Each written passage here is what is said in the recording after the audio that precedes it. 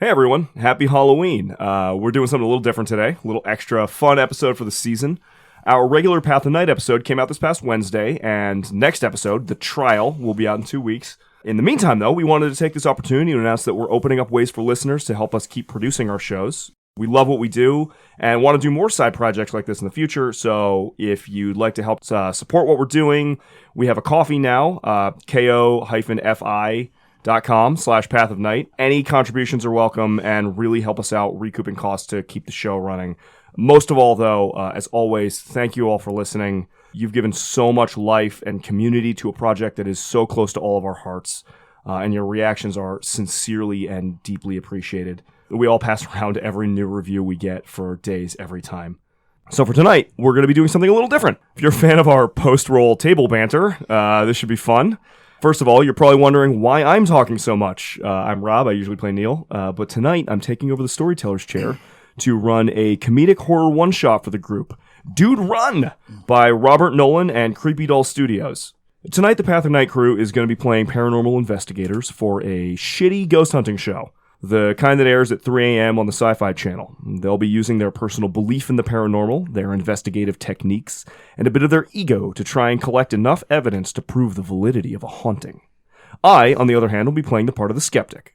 I'll be setting the scene and providing the very mundane scenarios, loose doors, drafts, the furnace kicking on, that they're going to use to justify why this is definitely ghosts. For clarity, this is not a game about ghosts. This is a game about a bunch of ghost hunters buying into their own hype, all in the name of proving the paranormal is real for a TV audience. At the end of the session, if the dice are kind and the characters gather enough evidence, then congrats.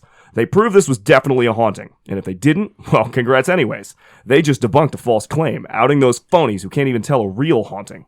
When you presuppose results, you can't lose. Dude Run is also a game with a competitive edge, however. Our investigators are going to be trying to outdo each other for screen time, with the ghost hunter who collected the most evidence throughout the episode earning the title of lead investigator, giving them exactly what such a title would imply. Social clout on a reality TV ghost hunting show. Popular enough, and maybe you could even get your own spin-off.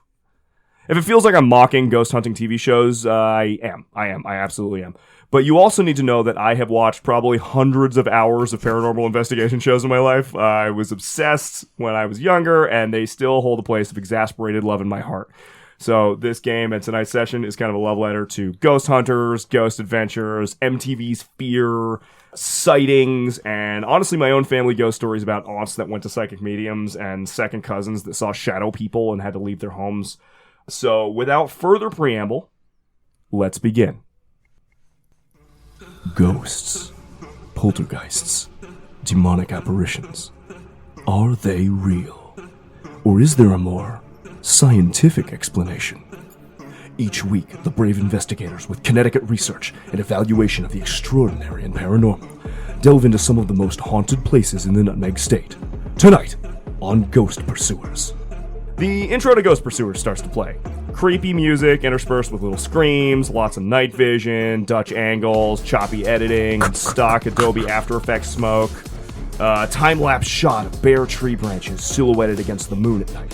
A shot of an old Victorian doll sitting in a tiny rocking chair. A man with a flashlight turns quickly as if he just heard a loud noise behind him, and the shot freezes as the name Christian Edge is displayed underneath. Lex, would you describe Christian for us? My name is Christian. I have been a vampire for approximately 400 years. That's it. We're done. We're done.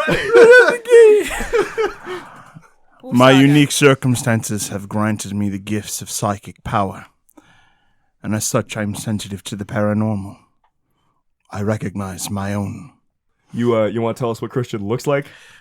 Christian is very proud of his soul patch, dark hair, shadowed eyes.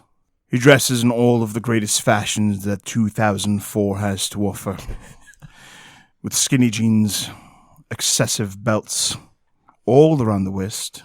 I feel like studded belts. I feel like you've got to have bootcut jeans. Like bedazzled bootcut jeans, not skinny ones. I do like my bedazzled bootcut jeans, particularly when I'm wearing my Chuck Taylors. But tonight things are serious. I feel like it's really important to note that this game is taking place in 2021. I am aware. He's timeless. All right. I come from a time before your understanding, so be ready. A shot of bats flying across the night sky, but with a bunch of frames missing to make it extra spooky. A shot of a door shutting in its own, also with frames missing. A woman holds a recording device up to the empty air, listening intently. The shot freezes as the name Shelley Hemsworth flashes across the bottom of the screen. Rebecca, would you describe Shelley for us? Hi, my name's Shelley, and I was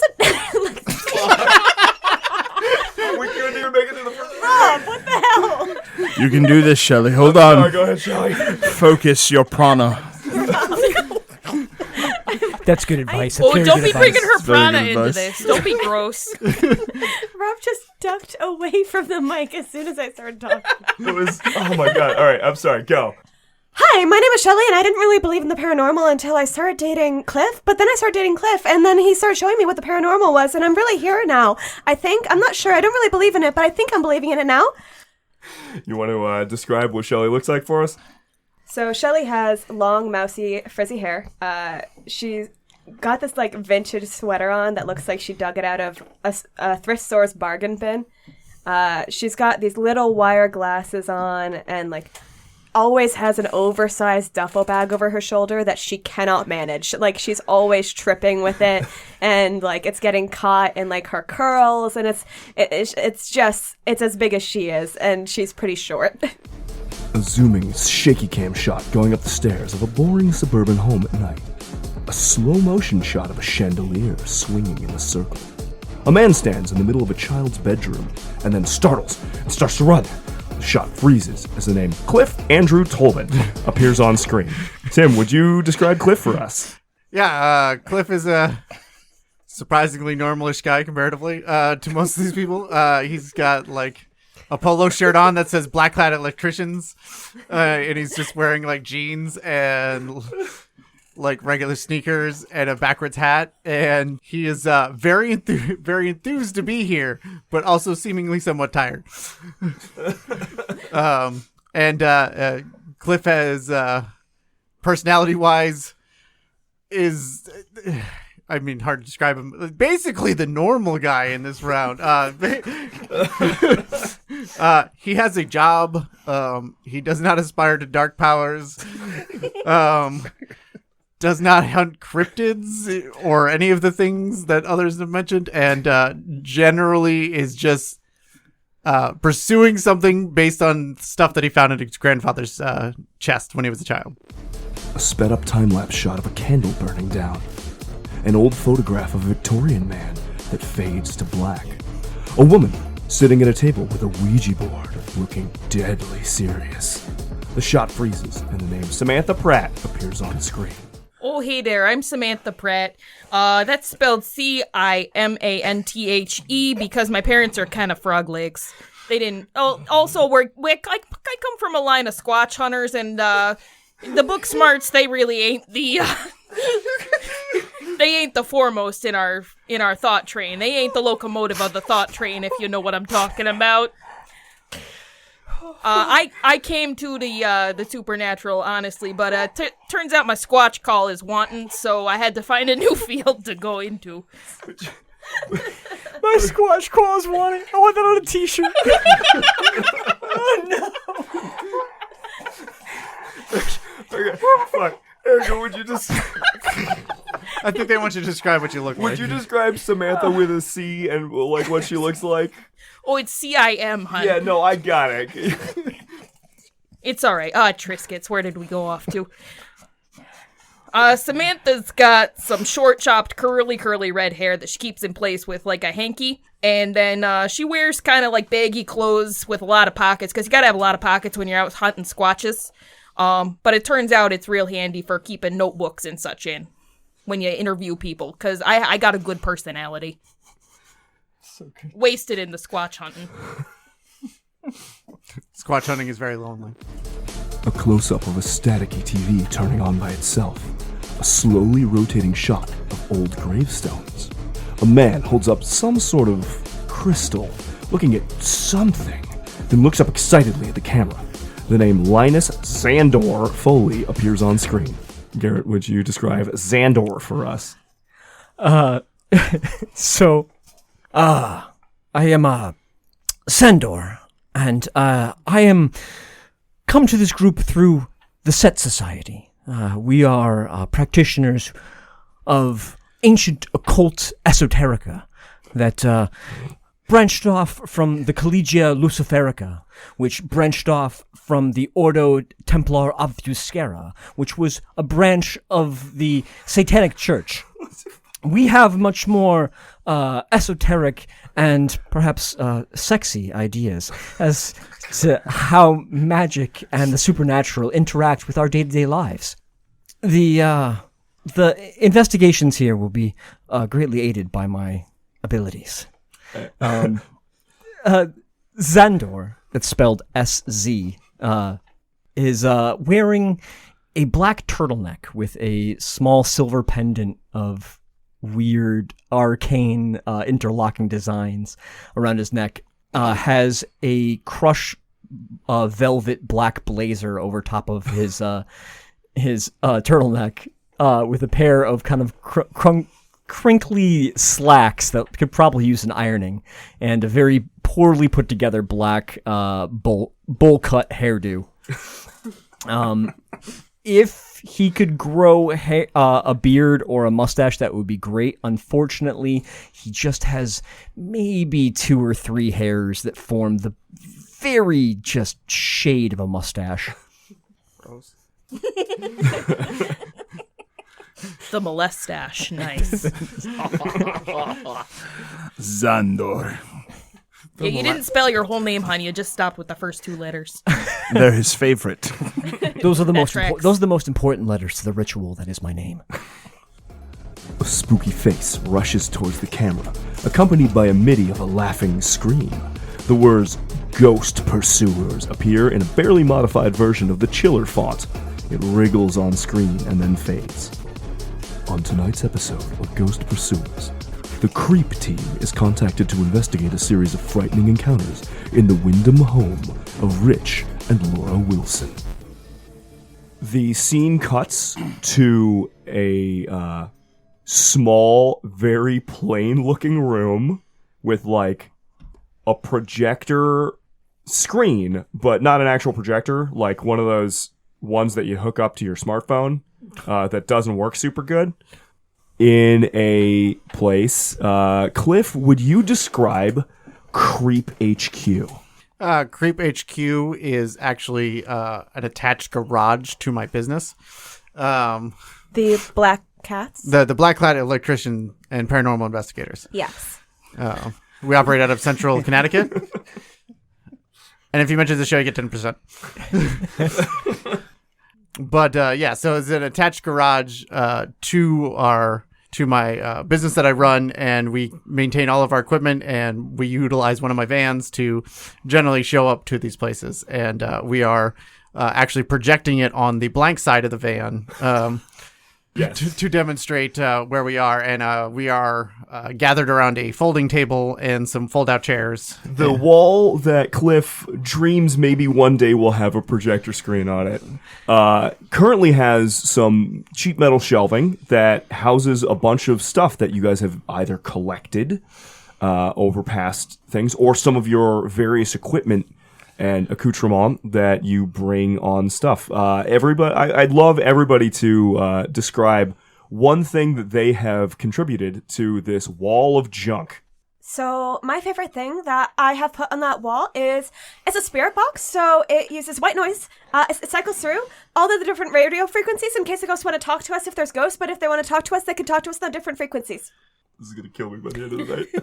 You're welcome.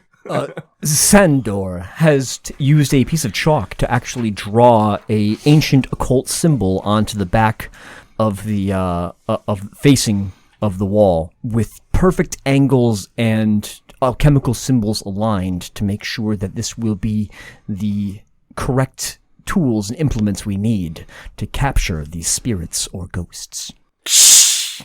Chaos magic. I should have known Szandor would resort to this. As a precaution, I bring a stake, rosewood, placed it up on the wall. In the event my ex-wife deigns to intervene on our efforts, Cliff must be prepared. The wench is dangerous. Thanks for that, Christian. You're welcome. But I've just got my horizon vertices up there. It measures paranormal kinetic energy.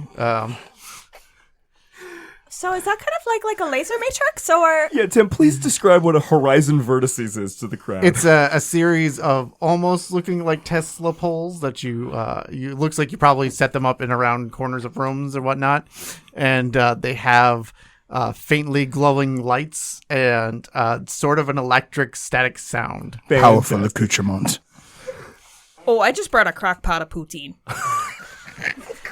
It's delicious, by the way. Yeah, we can't. Oh, and I Szandor left says with a mouthful of poutine. I lift the garlic out for you, hon. I know you don't like it. Thank you. I'm deathly allergic. Yes, that's what you say. Yes. Okay, Snowcone. Christian was Thank you not for the wrong, by poutine. the way. My chaos magic is powerful in its ability and dangerous if misused. It is the reason that we have come together tonight for this case in Windham. So, the case in Windham. Rich and Laura Wilson live in a quiet colonial-style house at Was the a heck far of a end of a drive from where I came from. dead-end road. Sorry. Just couldn't help yourself. Oh my god.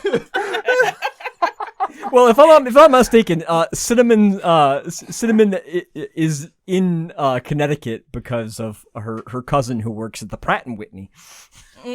No, it's actually because of my brother. He was laid over here when he was coming back from West Virginia because he was masquerading as Indrid Cole so he could hunt the Mothman down in West Virginia. Oh no! Wait, I thought you were from Arizona. Oh, no, I'm from the...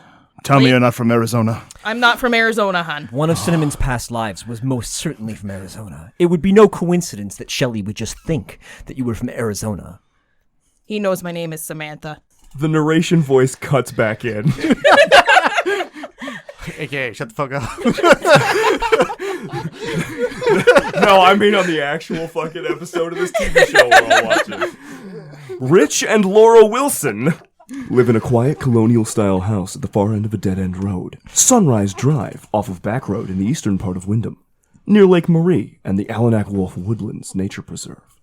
A very pretty upper-middle class nestled against the forests of eastern Connecticut. At least, it would be, if it wasn't so haunted. Heavy ghostly activity in their home is tearing the family apart, and they're in desperate need of the team's help. While they don't report feeling much activity outside, visitors say they feel a heavy presence the closer they get to the front door. I'm going to need to be invited in. We got you, hon. Don't worry about it. Yeah, Thank they you. They already invited us. I need to specifically be invited in. Better out than in, that's what I Like say. anywhere, we have to be inside the house.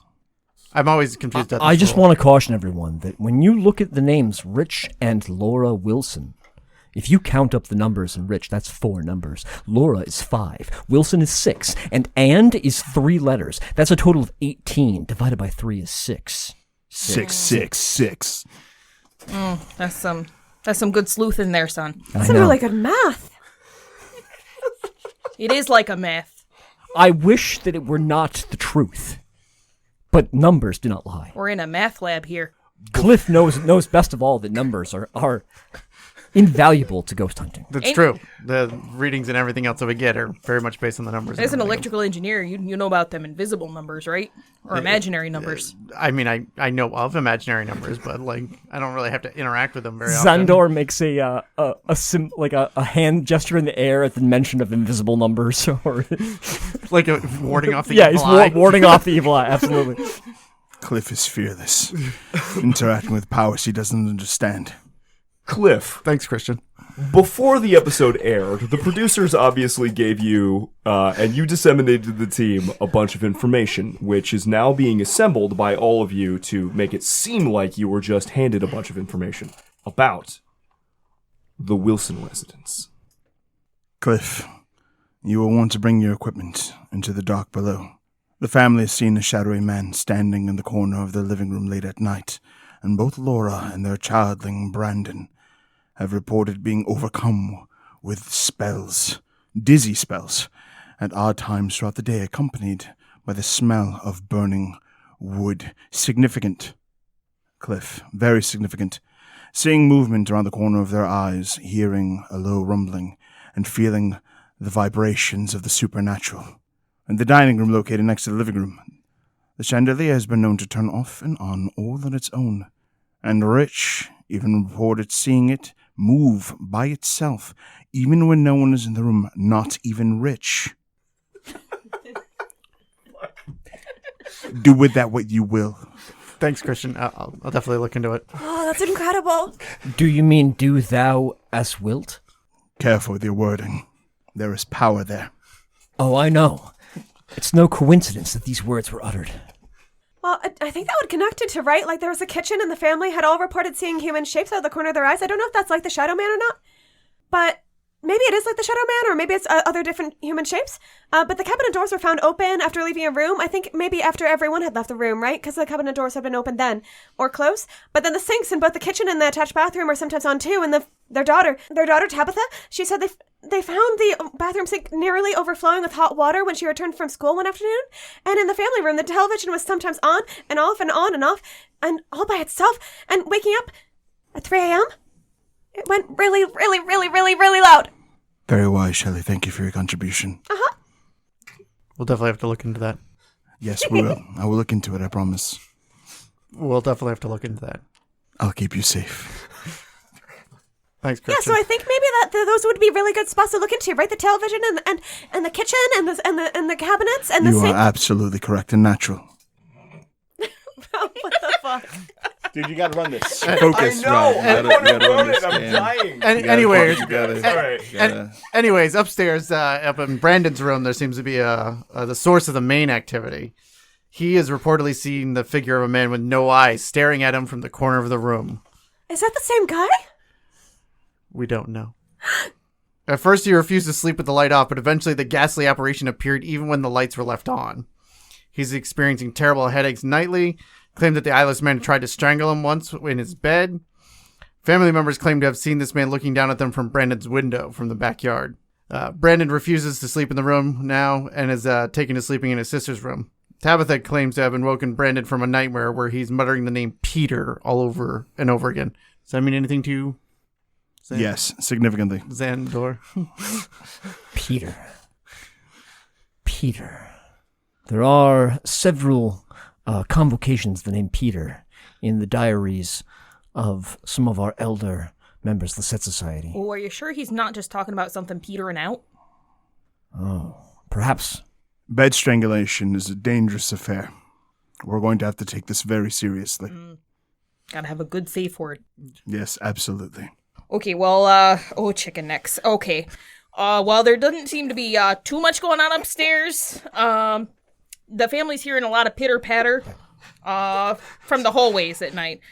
The kids are both claiming to be, jostled away. Sorry, English and stuff is a first language. I understand. It's Thank really you. tough. It's really tough. All right, I'm glad we can all support each other through these trying times. Okay, anyway, sweet biscuits. Back to the task at hand. Both children have been awakened by the scratching at the door, like some critters or some varmints gotten in. Probably not a squatch, you'd know that one. And they said it was freezing cold despite it being August. And, no activity in the bathroom, though. At least not from ghosts. Good to know. Upon reflection, the point that Cimanthe brought up about the name Peter being petering out, it does make sense, especially with the TV turning on and off and on and off. This house seems to be a convocation of poles of activity. The basement and the attic, for example. It seems that the basement has the feeling of being watched and generally a creepy atmosphere. Interesting that our organization is C.R.E.E.P. Coincidence? Ain't no such thing, son. I mean, not at this point, but I didn't originally mean the name to be creep. But it seems out. that it is so overwhelmingly creepy. No one goes down there anymore. And the door to the basement, being off the kitchen, leaves those alone in the kitchen sometimes hearing whispers from the door cracks. And the attic, well, that's where they keep the Halloween decorations. And one time when Rich was going up there, he said he saw movement out of the corner of his eye. And now the family hardly even goes into the attic. He vowed that he has the overwhelming urge to never return to that dark crawl space. In fact, he left the chore half finished some of those Halloween supplies are still up there. It seems that both the attic and the basement are places where people do not live, whereas every other part of this house, we have movement. Poles on and off, petering out on and in. Well, you're talking about the ebb and flow of ley lines, are you, son? Excuse me, Szandor. He like almost gasps as he like raises a hand up to his throat and just kind of nods. Are you okay? Szandor, do you mean to tell me that to this day, the attic is in disarray? That is correct, Christian. Them Halloween decorations is still up there? It seems that if there were a spirit in this house, and I'm not saying there is, but if there were, and it had unfinished business, it has a desire to make sure that anyone living in this house also has unfinished business. Shelley, I suggest you tread carefully here. Don't go places alone. Oh, don't worry, I won't trip over everything this time. Well, we can put the wires differently so that we can actually set it up with all the equipment right, so that there won't actually be that much interference unless it's from ghosts. But if it's from ghosts, then we can't really help that. But if it's from ghosts or if it's from demons, then it'll be all right. The Wilsons have approved us to use as much duct tape as we need. Indeed. So we should avoid any hazards from cords this time. But it does sound like it's an electrokinetic absorption event, and what we need to be prepared for is all sorts of technology going haywire. I think we should be very careful about going to the basement and or the attic. I think we should first set up our base of operations in the house. In that spirit, I plan to lay a line of salt at the basement door and the attic entrance. Please inform me if you intend to do that. It's iodized salt, hun. Even still, it's very dangerous to me. Yeah, so the Wilsons are going to meet us there, and they're going to give us a walkthrough of everything like that, and then they're going to stay off site with her family or something like that. To safety. Yeah, over out in Putnam. So we shouldn't have too many problems. It's not too far from the Willy Bowl there. I think you guys all know it. Sounds pornographic. No, it's a bowling alley. Oh, all right. Deeply. Sounds less pornographic. It's by the super Walmart out there, 24-hour. Oh, yeah, I know Yeah, the Walmart. So Cliff. Poor, long-suffering Cliff. Our narrator's got a bias, guys. As he should. The producers. We are exhausted. We see a shot of a black cat electronics, black Electricians. cat electrician and paranormal investigation van pulling up outside of a rather lovely home at the dead end, right along the woods. Big, nice, modern-ish colonial. And then we cut, and it's already nighttime, and you guys are setting up to look for ghosts in the Wilson residence. What is one thing that each of you does to prepare to investigate the hotspots of this residence? So I don't remember who said it, but someone said it that the temperature was like really, really cold, even though it was August. So I'm gonna set up a couple of infrared thermometers all over the house, especially right at the entrance to the basement and to the attic. So I'm gonna get those hooked in to our computers. The ghost is here. Already? No, it was just a dog. All of you see a dog run by. The ghost is a dog? Does the Wilson family have any pets? The Wilson family had a dog. It ran away. The ghost is a dog. And they had a cat. It's still here somewhere. The Wilsons say that they took their cat with them to their family in Putnam. Super harmless. I'm going to focus my energies. My presence can disturb the local animals. What are you doing with your hand? Focusing. The sound of a coyote yipping in the distance is played. It is unclear whether that actually happened during the moment when Christian moved his hand, or if it was edited in post.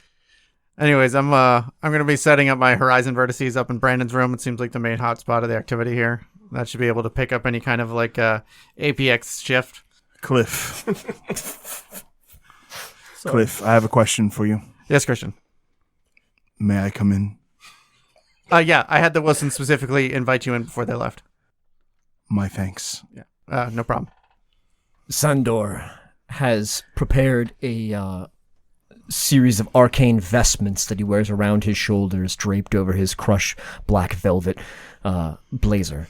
And in his hand, a tome filled with invocations, and across his shoulders a satchel filled with vials and various potions and unguents prepared to check the integrity of the supernatural matrices laid upon this place. And out of character, Garrett, where did he get those engines? A lot of them were crafted from the various fluids of the members of the Set Society. Yeah, that's what I thought. All right, so... It was using these different potions and unguents that the Set Society summoned the Crimson Woman, which is actually how we met Cimanthe. At least, I can't imagine that there could have been any other reason how she could have found her way to Connecticut from far parts of the country where she did come from. Well, It would Great also- Lakes reason. It would have to be a crazy coincidence. It would have also explained her aura. Editor's note text pops up on the bottom of the screen telling exactly when and why Cimanthe moved to Connecticut based on, a family job situation. Cimanthe, what do you do? Oh, hot buttered popcorn. What do I do? What I'm gonna do is I'm gonna interview the family before they leave. Just gonna get the who's and what's and the figure out the gazintas and the gazoutas that they may forget to tell us that might be on their blueprints. So, no joke. One of my first job working at the time machine, it was just, he took me around the store and was like, you see all these little things on the floor over here? All these things are called gazintas. You know why they're called gazintas? Because they goes into the trash can. Oh, God. Gazintas and gazoutas. I got that from my upstate New York dad from infancy. Sorry. What a weird coincidence. Coincidence? Coincidence. Coincidence. I think it's a thing, guys. Anyway, yeah, I interview the family about all the who's and the whatses. Great. And Shelley, what do you do to... Oh, that's what I was doing. I was setting up the infrared thermometer at the entrances, right? That's right. To try to catch the cold spots. Perfect. The cold spots, so that we can actually get an idea if there's ghosts. I got so swept off guard by Lex, Garrett, and Erika that I forgot you went first. I will light a clove-flavored Morley and open my third eye. They really prefer you didn't smoke in here, so try to keep it to a minimum. Then don't snitch, Cliff. He says in front of the cameraman. But what if the smoke moves and then we can see if there's demons? It is an important technique. Well said, Shelley. Thank you. Well, dipsy doodle, we better skedoodle.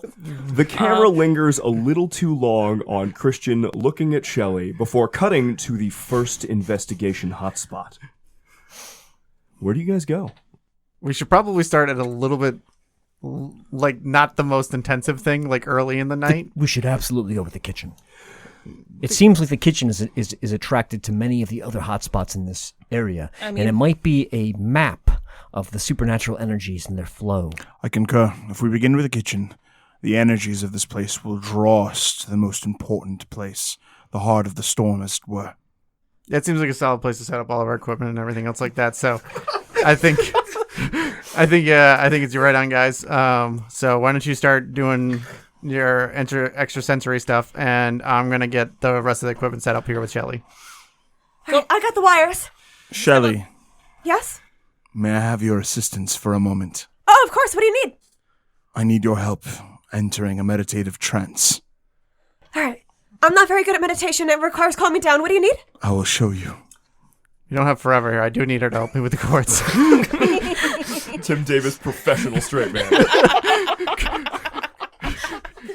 So I don't know if you could you could just rush it forward there, Christian, or maybe wait till we get the stuff set up so that we can actually get the recordings done. Your machines will be unhelpful. I mean, they've been pretty helpful before, so Have they? yes. Shelley, are you ready?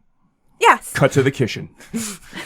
So, some of you are researchers and analysts who will maybe be looking at things after the fact. Some of you are performing rituals and doing weird nonsense with crystals. Who is currently in the kitchen? Obviously, you are all investigators. You're probably all there, but this is where we're going to get to the mechanical portion of the game. So, all of your belief scores have started at 3. What technique is everyone using here to try and prove that ghosts are happening? I'm using the technique. Perfect. Fuck you. Oh, I'm gonna go with analysis. Cliff, you'll be analyzing. Yep. Oh, Samantha's gonna be going off the research she did by interviewing the family and looking at the local property records, eh? Samantha, you've been doing a lot of research. Oh, yes. a lot of research. Sweet buttered popcorn, I've been doing a lot of research. Szandor.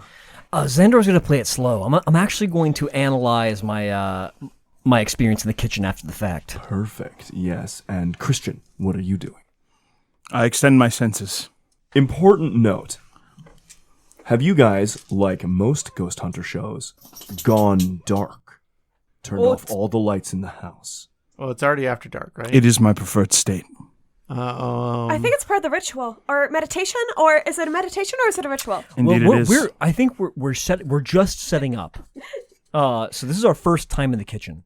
I think we should set up our equipment first, and then perhaps afterwards, once we've all set up and ready, then we'll turn out the lights and prepare for the long haul in the house. Smash cut to lights off. Like we set up all throughout the house, but then we go through like all the cuts of all of us turning off the lights and a brief clip of black-clad electrician side of the van again. There It's are a Cliff bunch. turning off the Everything last is set up. So, you are investigating the kitchen first, correct? Yes. The lights are off. The hotspot ratings are all lowered by 1 because everything is spookier in the dark. That's when ghosts come out, definitely. And squatches. Gotta be careful. The hotspot rating in the kitchen is 3. Conducting your investigation at one of the more intense hotspots in the house. As you're all standing there, the sink is wet. And there's definitely some sort of like draft or something coming up from the basement. It's definitely cold, smells a little musty. That's probably what's happening. Until you investigate. So, one by one, I'm going to go around the table, and I want everybody to roll me their belief plus the technique that they're using. This time we'll go clockwise. Lex, we'll start with you. Christian, you are using your My sensitivity, which is a 4. and your belief is currently a 3. Are you spending any ego to really boost this one? No, this is casual. Szandor. Szandor, just beginning to get a sense of this place, is going to analyze his experience in this kitchen after the fact. Your belief is a 3. What's your analysis? 2. Roll your dice. Samantha. Yeah, what's up, Easy Mac? Your belief is a 3. My belief is a 3, and I'm using my research, which is a 4. All right, roll it. Cliff. Your belief is a 3. Yeah. And you're using your analysis? My analysis. So I'm going to go through all of our recordings and technology and readings that we got from there and cross-reference with the general feelings of the guys.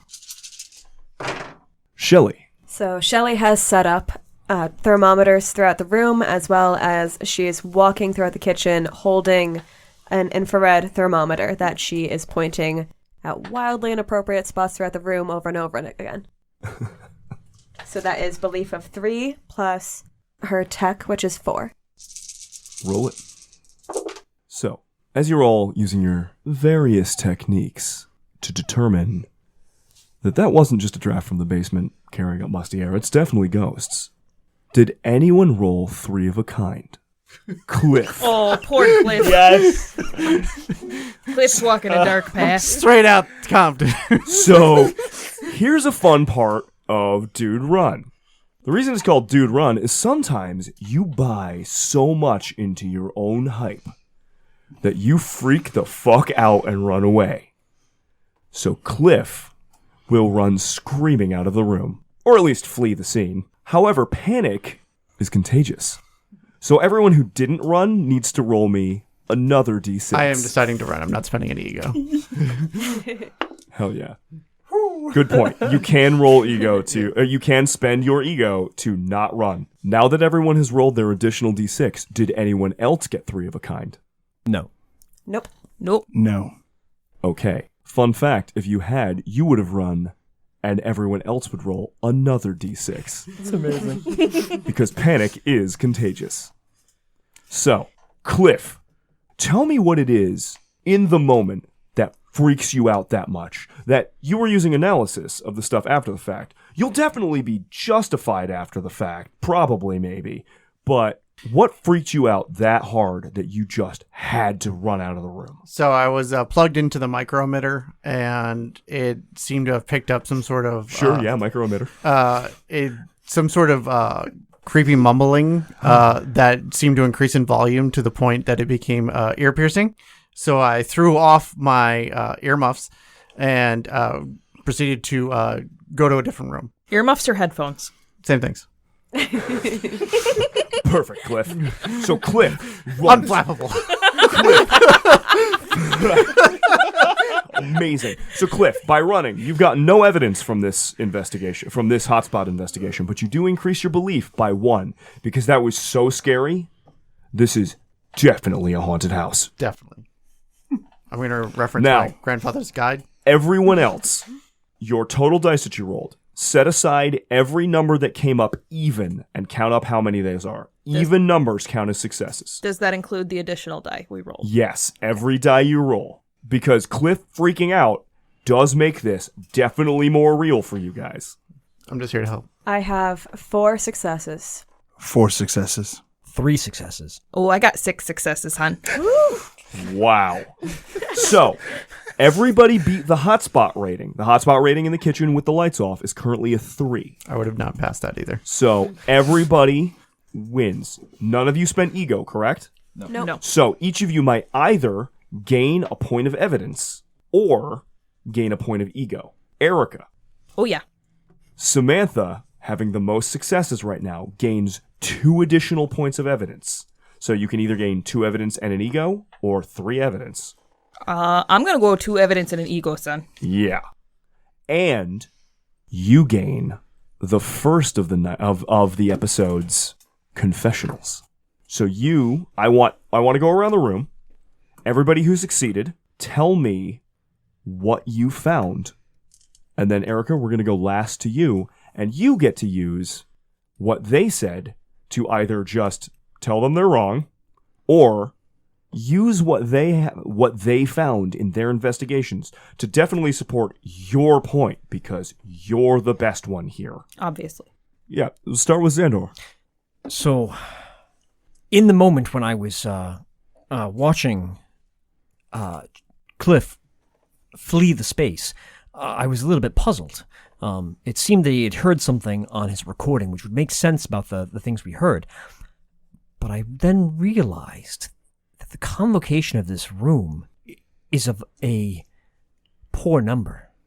There are 3 entrances in, which also double as 3 exits out, 6.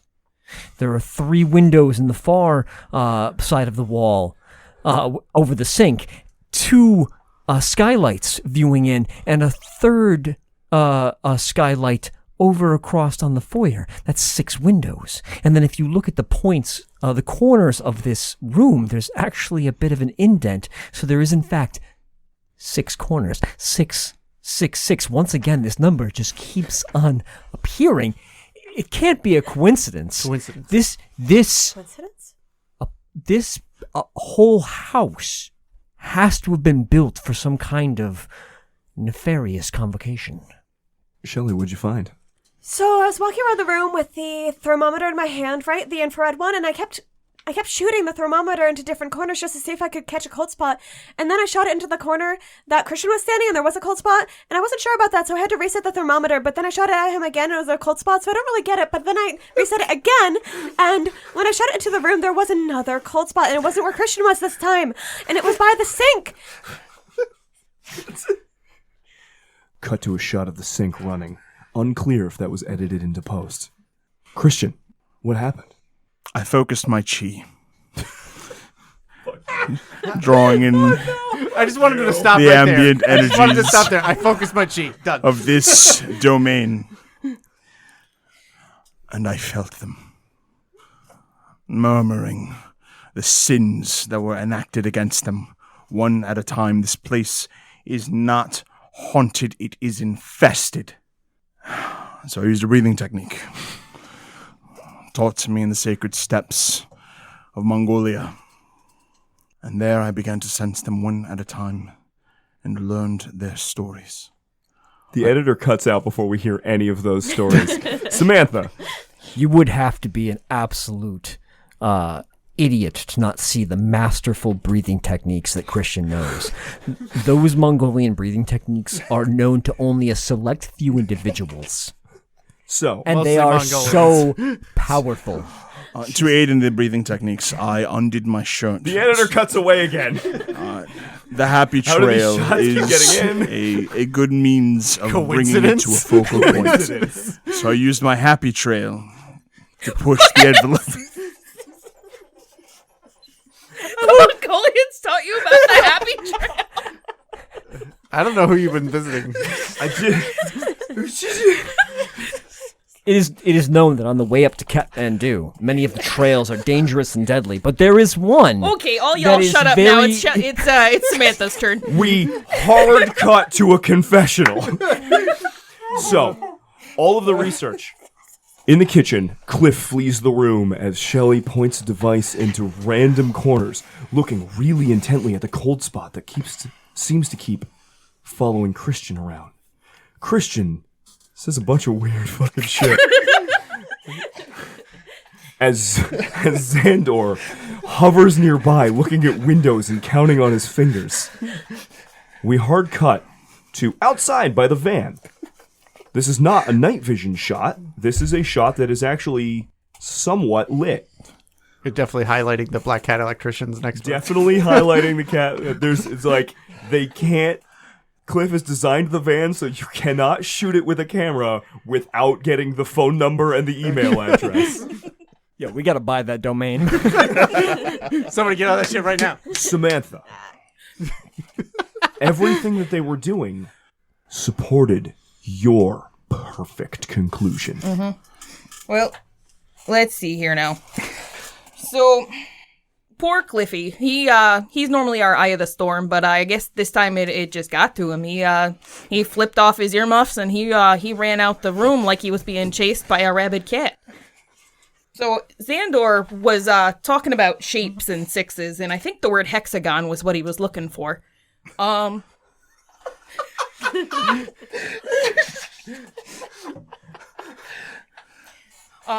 But I mean, the number 6 do come up a lot in Squatch hunting. They tend to hunt in.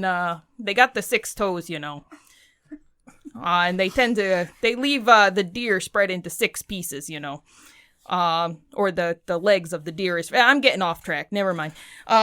So Shelley corroborated the idea that Christian is in fact a vampire, or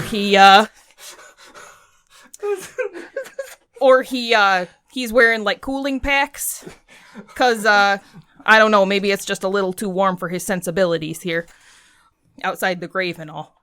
But she also picked up on the fact that the sink was also running a little cold, so that could be an idea that the ghosts are coming in through the sink.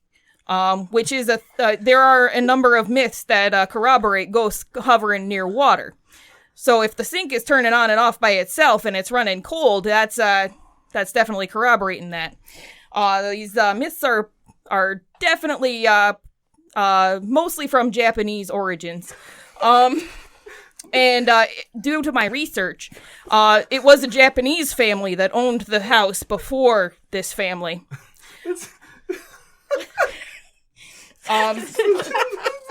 And Christian supported my theory because he felt the ghosts coming through the air at night. Oh, Lord.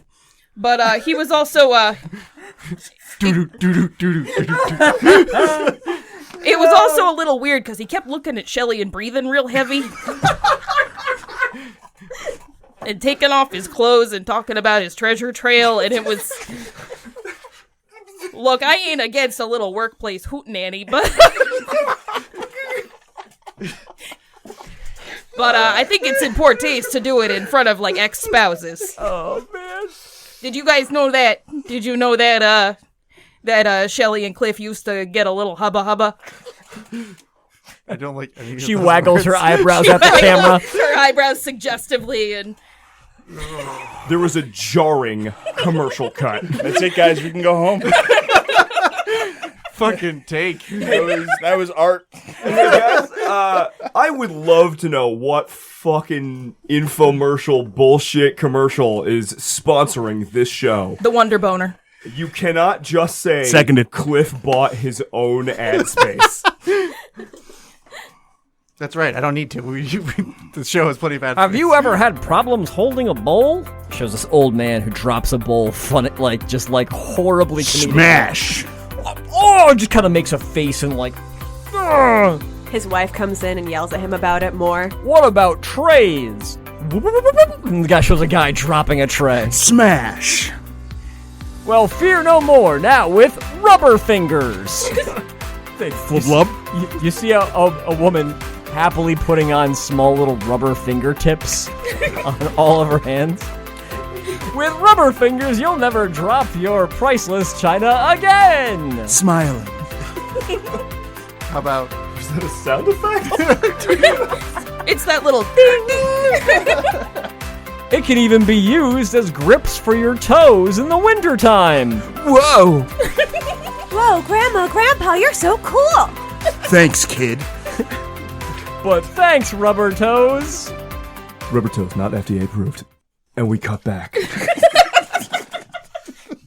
to this episode of Ghost Pursuers, Ghost Pursuers. where the creep team is investigating a haunting at the Wilson house. Where do you go next? Random shot of the outside of the house, zooming into the windows. Hey, Cliff, are you okay? Can you come back in? Yeah. I've just been here all the time. I'm just making sure all this other equipment's working out right. Careful, Clace. This is a dangerous place for mortals to tread carelessly. I'd be careful about using those earmuffs again. I think they may have been contaminated by whatever evil spirit has inhabited this place. Indeed corrupted. You have an extra pair, correct? I have 4, Thank goodness. especially after the Wiley house. Cliff replaces his headphones, gets a new pair out of the van. Or earmuffs. It's a little unclear in the camera. Look, I think we should probably go somewhere upstairs at this point because we did hear the pitter patters. Well, the family heard the pitter patters from upstairs. I mean, Brandon's room is a significant hotspot. I do have the horizon vertices set up there. If, in fact, the whispers that you heard across your earmuffs came from the basement, I suggest that we do line it with salt before we go upstairs. Just in case something tries to leave the basement. Wait, hold on. Salt is a major problem for me. I thought I said that. Well, maybe you and Szandor should investigate the basement before the line of salt is there, while the rest of us take Brandon's room. Sensible. Agreed. So, the team splits up. Szandor and Christian go to the basement, So much chaos magic. whereas Cimanthe with a C, Cliff, and Shelley all go upstairs to Brandon's bedroom. I just did a Scooby-Doo split on us, didn't I? Wait, guys. Okay. Before we actually go in there, I've got an idea to see if we can actually catch the ghost before we can actually go in there, so that maybe the ghost doesn't know that we're in there, so that the ghost will see them. What do you got, Shelley? All right, so I have this hand mirror, right? And if I stick it under the door, maybe we'll catch a reflection of the demon or of something else? Just be careful where you point to the mirror. I thought you guys were downstairs. I don't think anyone has said the word demon yet. Is that a coincidence? I think they came up to get some of their equipment. There's an editor's note and text appears on the bottom of the screen that describes in detail the first couple paragraphs of the Wikipedia on Japanese demons. So Shelley is going to pull out from her ridiculously oversized duffel bag a very thin, foldable, compact hand mirror, and she will get down on her hands and knees and slowly, as if not to provoke something on the other side, slide it under the doorway. Don't worry. Between my horizon vertices and the cameras we set up in there, we don't need to disturb the room at all. So it sounds like, Shelley, you'll be using tech. Sure. It sounds like Cliff with your Horizon vertices. and the cameras you've already set up. Right. You'll be using analysis. Right. I'm hoping for an... Cimanthe, upstairs. How are you investigating Brandon's bedroom? Well, see, here, I'm not just a gangbusters researcher. I got a little bit of that psychic sensitivity nonsense. So I'm thinking that I'm just gonna, like, feel the energy of the area while they're sliding things about here and there and who's-y what's-us to there-y what's. Perfect. Now, Szandor and Christian, you're not about to get one-upped and lose out on screen time. Either one of you can either do some research into Brandon's bedroom or some analysis after the fact, because everybody gets to roll for every scene. I think I will once again analyze what's going on in the bedroom. Perfect. Now, what if we roll enough to run if we're not in the scene? You're gonna freak out. Okay. Because demon was mentioned. Because we don't I have believe to it is dangerous for Szandor to do this alone, We so don't I will need to have engage in sense- an analysis along with him, looking over his shoulder and looming. The real answer is that the episode will be cut to look like you freak out in the editing booth, which will lose you. Fair enough. So everybody roll your belief. Cliff, you are at 4 belief right now, Yep. plus the ability you have chosen to use. Is anyone spending ego for this? No. No. I need No. a different. Nay. A reminder that if you do run, you can spend ego. Motherfuck. The hotspot rating of Brandon's bedroom right now is a 3 because the lights are off, and that's spooky. I spend an ego not to run. Also, I don't have enough successes. I will. Cliff! It's only one triplicate that we need, right? Yep. All right, so I'm going to spend that ego not to run 2. Okay, hold on. Shelley, no! Does that mean I gotta roll 2 dice to not run like these chuckleheads? No, we didn't actually run. If you do not run in this manner, if you spend an ego to not run away, nobody else suffers any penalty. You don't suffer penalties, so your belief is not going to go up. Mm-hmm. You'll be okay. And no one else has to roll extra dice because they are too tough and too invested. So, Shelley, you are spending an ego not to run? I am. Cliff, you're spending an ego not to run. Unfortunately, yes. Oh, I got 3 successes. Cimanthe, Szandor, Szandor also got 3 successes. and Christian. 2 successes. Okay, so Shelley, Yes. Cliff. What happens to freak you out enough to make you want to run away and then steal yourselves for the camera? So Shelley is peering down. She still has the duffel bag strapped to her back as she's trying to look into the other side of this hand mirror. So it's a really complicated venture for her. But as she finally manages to get the right angle, oh my god, it's one of those shadow things, it's one of those shadow guys, oh my god, hi, how are you, I don't, And she scoots herself all the way back until she bonks her head against the at the other end of the hallway, cries out in pain, and shrinks up against the wall. So I'm watching her through the other side, and I detect a shadow thing looking like it's reaching down towards the mirror, and it freaks me out enough to move away from the monitors and take a look down the hallway just in case. Definitely. So, Szandor, Cimanthe, you both succeed.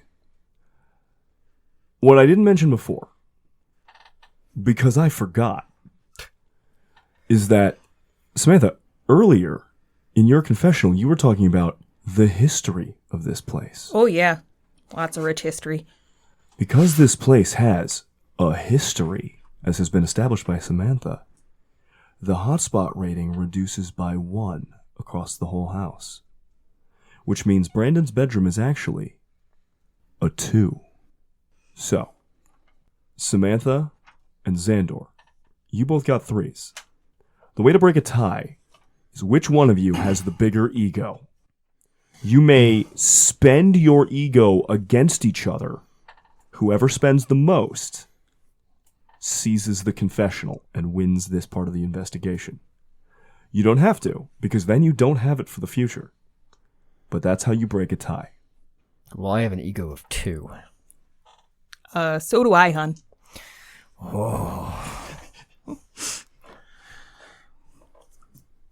So it's a bidding war. I'm gonna bid my whole ego. I want that spotlight. Oh, I had the spotlight. I'll let the little freak have it. Does that mean I still have to spend my whole ego? No, you can spend 1 unless Erika wants to check you with one of hers. Ooh, it's a bidding war. No, I'm good. All right. I want to be able to run, or to not run. So Szandor kind of shuffles over in front of Cimanthe. So, for the record, are you taking, because you didn't spend ego, are you taking ego on this? Or are you gaining it evidence? With a reminder that collectively you are trying to hit a certain hidden evidence number. Actually, you spent ego to win, right? win, so you must take evidence. And as a matter of fact, you gain 3 evidence because you won. Cimanthe, are you taking ego or evidence? Oh, I'm going to take evidence, hun. Christian, are you taking ego or evidence? Evidence. So, let's go around the table. You 2 freaked out. I begin my investigation, my analysis, if you will, by informing my dear friend Szandor that I was once cursed by witches who practiced chaos magic, and it is because of them that I have a soul. I keep it to the amulet that I wear over my chest, much like my dear friend David Boreanaz. And then I review some of the evidence he's seen, and I recognize that this shadow creature is something that I may have tangled with before. I will need time to meditate on this. Szandor, what did you find? Cimanthe. Oh, I think you meant to say Samantha, hun. No, he says No. Szandor, and he says I did not. Szandor, and then it badly cut edits to Cimanthe. Yeah. Who is, so he is looking around, and we're seeing Christian analyze these videos, definitely over Cliff's shoulder. And then literally says, As Szandor, what do you Cliff think? starts to get kind of freaked out, and then Cimanthe. Oh, snapdragons, we got a doozy here. So, once I was out on a case, and, I was looking for cryptids. I think in this case it was, the skunk ape. But, I happened to be in this old historical house where this old woman, known to be a temperance woman, flung a bottle of wine out of my hands. Now, that don't have a whole lot to do with what we're doing here. But, that being said, I did see the mirror fog up. But I have terrifying energy, so I was able to scare it back. We cut to Szandor, out by Cliff's van. The email address and phone number clearly visible, even though this is a different angle they're filming it at. Black Ladder Tradition. Serving all of Central Connecticut. Szandor strokes his chin thoughtfully. Something that's troubled me about this is to see such beings as shadow creatures. You would have to be a Thetan-level member of the Set Society. What? And as much as I appreciate both Shelley and Cliff for their understanding, and I do believe that they have the capacity to one day reach such levels of supernatural mastery, they are not there yet, which only leaves us with one possibility. You see, myself, I am a Thetan-level member of the Set Society. When I was just but a youth, I often would go on internet forums and speak about my thoughts of supernatural research. And the Set Society came and reached out to me. They sent members to my house demanding I explain where I had found these ancient secrets that they thought only their Thetan-level members knew. When they found out that I knew this information without having learned it from them, well, I was naturally made one of the High Magisters. So you can understand that really what we must be looking at here is either nothing at all, which is preposterous, or a being so powerful, summoned through the chaos magic of the angles of this building, that even people who are not Theta-level members of the Set Society can see these shadow beings. I think the conclusion is obvious, then. It must be a powerful spirit. I love how this is evolving into Wilt Chamberlain-based Scientology. The website for a group that helps deprogram people from cults comes up on the bottom of the screen. Midnight. The witching hour. As Shelley and Cliff steal their resolve upstairs and Cimanthe keeps her cool. I have very frightening energy. Downstairs in the basement, Szandor and Christian make their way down the creepy, creaking stairs to the pitch black, except for the street light coming into the basement window, basement. I hope you don't mind, Szandor, but I work best in the dark. I think if we were to turn on lights, any spirits that were coalescing down here might get very agitated. It's probably in our best interest to make sure that things stay dark. I concur.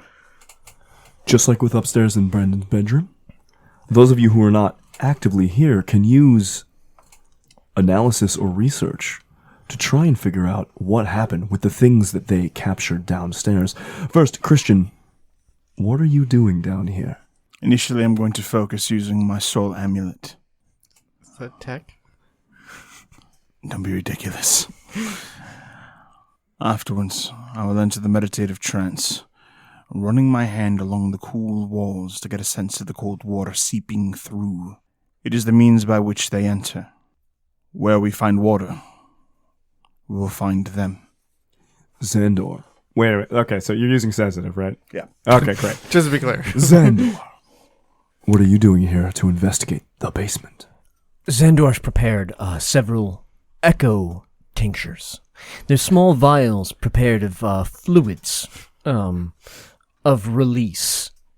There's prepared- definitely mosaic over the... Prepared by the Set Society. You see, in cases of spirits that have unfinished business, things that want to peter in, peter out, like these spirits that we've seen, being in the presence of such finished liquids drives them insane. These tinctures won't be able to survive very long in the presence of a spirit. In fact, a powerful spirit like this may break it within a few minutes of it being placed in the concentrated circle that I'm going to prepare in the basement.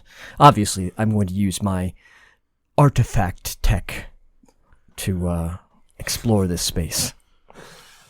Cliff, you're not there, but you can still contribute to this heavily edited television program.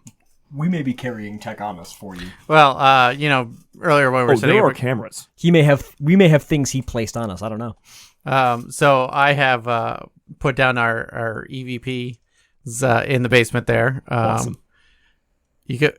I don't actually know what EVPs are. So, out of character, I'll cut this part. Yeah.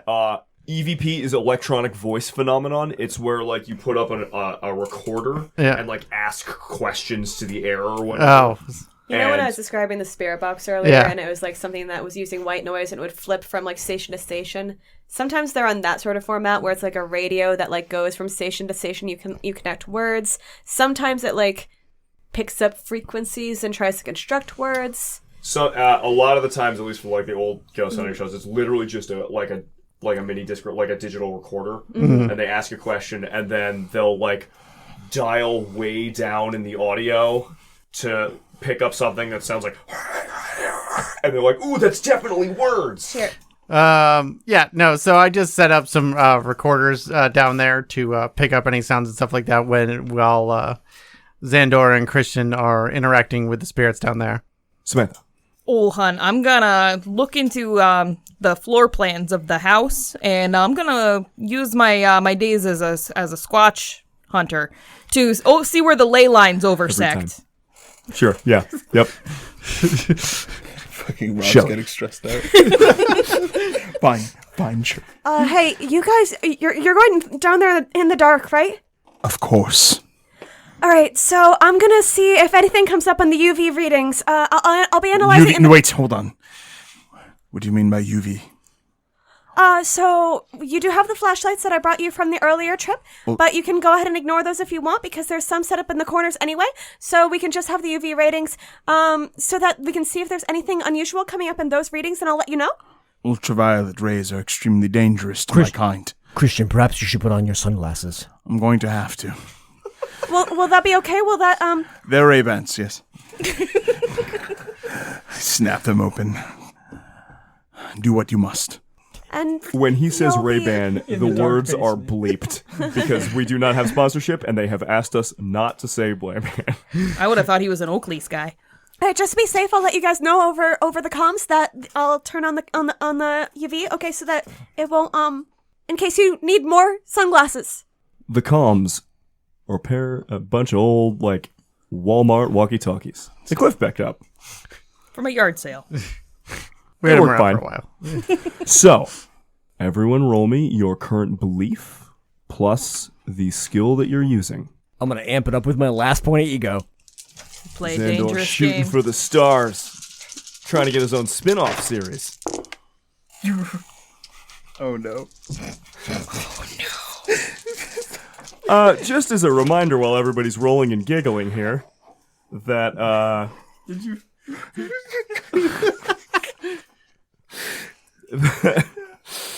that if you spend ego to boost a roll, you cannot spend ego not to run. I know. That was kind of my hope. Unfortunately, they rolled what? I rolled 3 3s and 3 5s. Oh my fail. god. All right, so everybody roll. We'll go around. Yeah, we'll go around. Oh, fuck. Okay. I'm really close So, to running. Christian. guys, so please don't. Are you running? Yes. Szandor, are you running? Oh, yes. Is anyone else running? Oh, Yes. pitter patter, I'm at it. Wow. Everyone else is rolling 3 more dice. So all No, I was running as well. so 4 of you are running. Cliff, are you running? Not yet. Not yet. Cliff, If you roll 4 dice, is it finally possible? managed to keep this together. Oh, yeah. Cliff, our rock. Cliff, the rock of the group. You finally managed to do this. To keep your shit together as you're analyzing everything after the fact. Cliff, roll me 4 more d6, please. I wanted to be known that I have 0 ego, so I can't even prevent myself from Cliff? running. Let's see how you do here, bud. 3 5s, 3 1s, and 3 2s.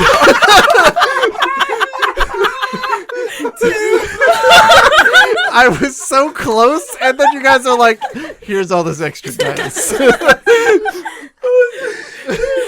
Okay, so we all abandoned the house, right? So That's here's basically what happens. Here's what happens when all of you run. Szandor, Christian, you go down to the basement. Christian, you run your hands along the water, dripping down the walls. Szandor, I'm sorry, man. You're so fucking weird. What were you doing?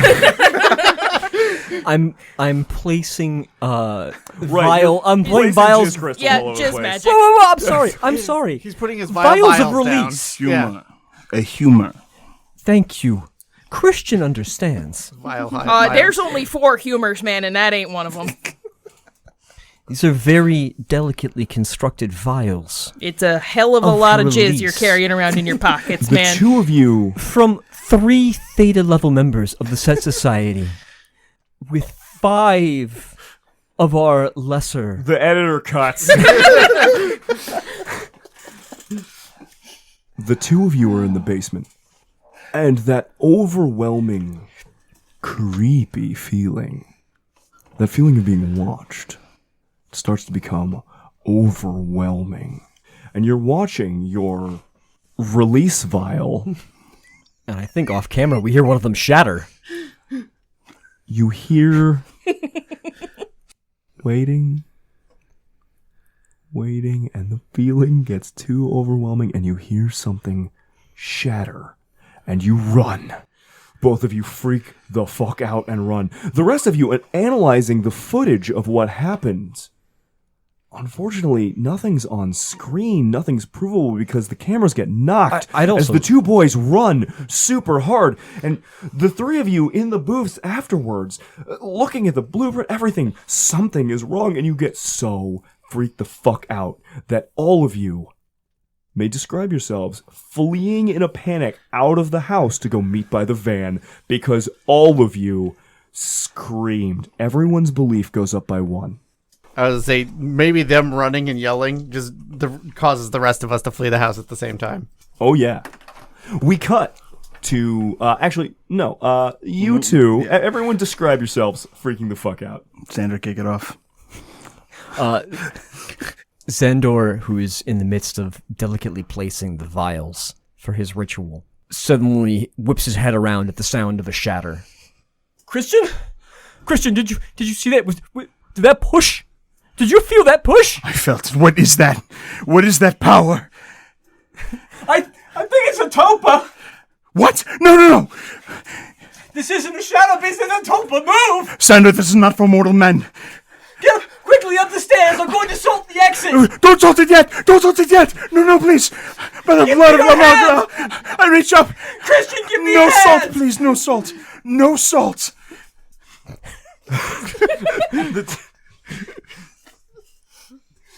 The two men flee from what is almost definitely a ghost in the attic, abandoning all evidence. Basement. I said basement, shut up. And the three of you upstairs, who just barely managed to keep it together through strength of will because you saw, probably definitely a shadow man, hear the screaming from downstairs. That breaks you as well, and also in post. And the three of you run screaming from the house. Well, then there's only one thing to say when you hear two members of your team run off screaming. You just got to give out the old Squatch Hunter call for the hasty retreat. Dipsy Doodle, better skedoodle, and she takes off running. I feel like Cliff, after just doing all that stuff, looks over to where Shelley is, like helps her manage the gigantic backpack as she's trying to like pick herself up with it. Somehow, she still manages to trip. Like a lot of tripping, yeah. Just But Cliff manages to catch her even as she's just screaming and wiggling. And I don't know what I saw before the cameras turned off. just go, get out of here. Come on. I think they're after Christian. Hard cut to all of you, definitely calm and, getting your shit together out by the van, huddled collectively. Even though it's a group shot, you can still see Black Cat electricians and paranormal investigators, the email address and the phone number in the back, as all of you recollect and see if you are brave enough to go back in to try and search out more evidence that this really is the supernatural, that this really is a ghost or a demon or a tulpa or something, and can prove without a shadow of a doubt probably that this is definitely something that was worthy of running out of the house for. Cliff, beyond a shadow of a doubt, I am telling you that this is a tulpa spirit inhabiting this house. It is far worse than we ever could have thought. That makes sense with all the shadow men. I wish to apologize. I had not realized that this was a tulpa. But Cliff, there is something I must confess to you. My ex-wife, Veronica, she had a sister tulpa.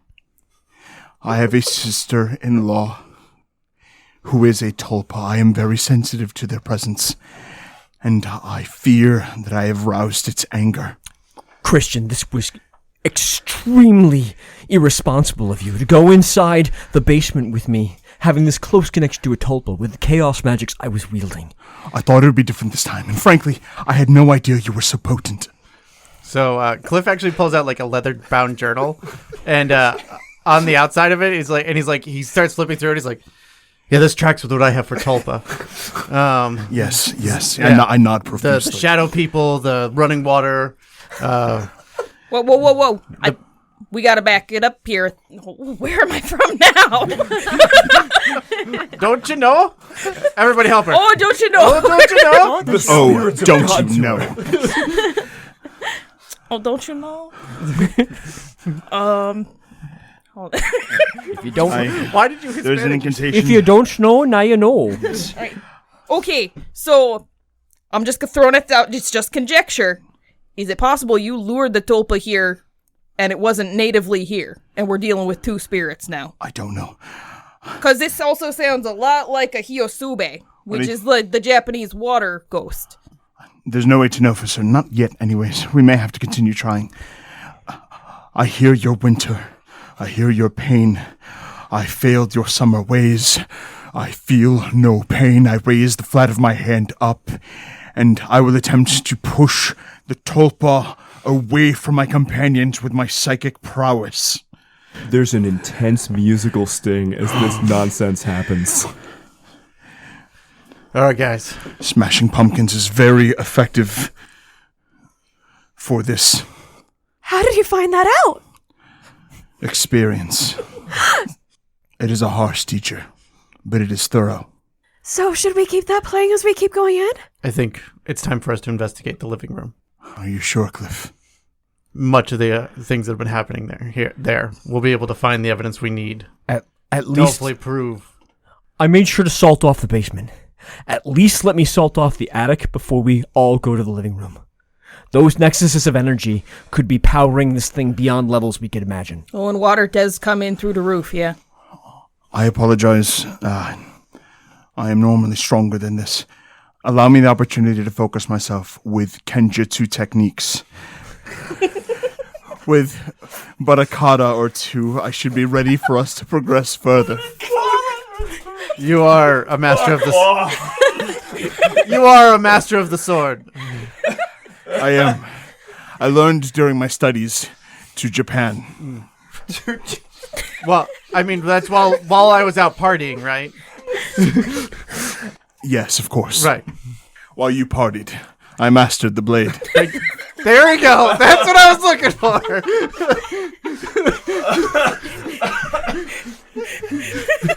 High fives all around. Oh, fuck you all. Do not malign his partying. Whether he knows it or not, that's the first step onto the left-hand path of chaos magic. It's just a fucking hedonist cult. Cliff has had enough. Wait. Is that part of being a... And Shelley, spells out the letters for vampire, but a little bit off. She accidentally puts the M after the P. It's best to use a Y. Oh my god. You're psychic too? Yes. I'm a man of many talents. Wow. The first tenet of the Set Society is do thou as wilt. The words "do as," Do thou as as wilt. the editor's text "do as." Do thou as wilt appear on the bottom of the screen. Unfortunately, they had to blank out the fuck part. The editor is also getting tired of our shit. Obviously, the spiritual mentor of the Set Society is Wilt Chamberlain. That tracks, yeah. His party-going ways are a inspiration to us all. Yes. As above, so below. And you could ask yourself, is it his incredible charisma that made him such a party animal? Yes, probably. Is it the fact that he was an incredible superstar on the basketball court and on the silver screen? Yes, probably also that. Is it actually because he was a powerful chaos magician and the father of the Set Society? And a We will lot never of other know. Things. But as is the way with chaos magic, who is to say what is the true cause of things? Is it coincidence? It's an answer you have to make for yourself. Coincidence. Coincidence? As above, so below. That's the call of the Squatch Hunters. Wait. I spent a time. As in above, Canada. so below. It's like the polarity that you were talking about earlier, Szandor. He lowers his head and gives you a knowing gaze and purses his lips. Shelley, I think you're ready. I think it's time to gather the gear. I think I'm ready too. Wilt Chamberlain would not let this house go unexplored. We must go back in. A proud wail against our enemies. I apologize to anyone holding drinks. I just want to add, Wilt Chamberlain, as above, so below, fucking the phrase hermetic balmaturgy. And that's it. That's all I want to add. And a dignified call to the beast. Oh, Jesus Christ, maybe one of us won't run this time. Okay. God, I hope so. Everyone pick Shall your we come highest with us skills. back into the dark? Okay. The editing around the outside of the house puts everything into an attempt once more at creepy perspective, especially after the horrified flight from the Wilson house. A lot of dropped frames and superimposed images of the house, of the van, of the equipment, as the group makes its way to the attic or the living room. The living room. To the living room. The hotbed. The hot spot of the Wilson house. The hotspot rating of the living room currently is a 1. Things happen there all the time. Apparitions in the corner. Voices, vibrations in the floor. It's almost impossible to be in here without feeling something happening. Probably. So, what are you guys doing to investigate the room? I'm going to begin by focusing my power on protecting the group. So I have 3 stacks charged by darkness. And I will stand in the center. Is there something, narrator? Nothing. Go on. Continue. Thank you. I will stand in the center, hold my arms out in a crucifixion stance, and I will begin to slowly spin. Are you T-posing? Rotating. It is safe to begin. I will protect you, Shelley. I hope he means the rest of us, too. Yes, you too, Cliff. Ouch. Christian, you said that maybe I'm ready, and I think that maybe I'm ready, so I'm going to try, because you said that maybe I'm on the same level, and I understand that maybe I could try that, so I'm going to do that. And she actually starts rotating, too. Yes, like that. Act quickly, though. We're running out of time. She goes even faster, and the duffel bag, thwacks against her back every time she makes a full circle. Szandor, unleash your power. Now is the time. Szandor places himself in the middle of the room and opens up one of his tomes. Why are you losing it so early? I have this image of us all spinning. And it's just one of us yelling, Cliff, get it on tape! Are you getting this? Oh, boy.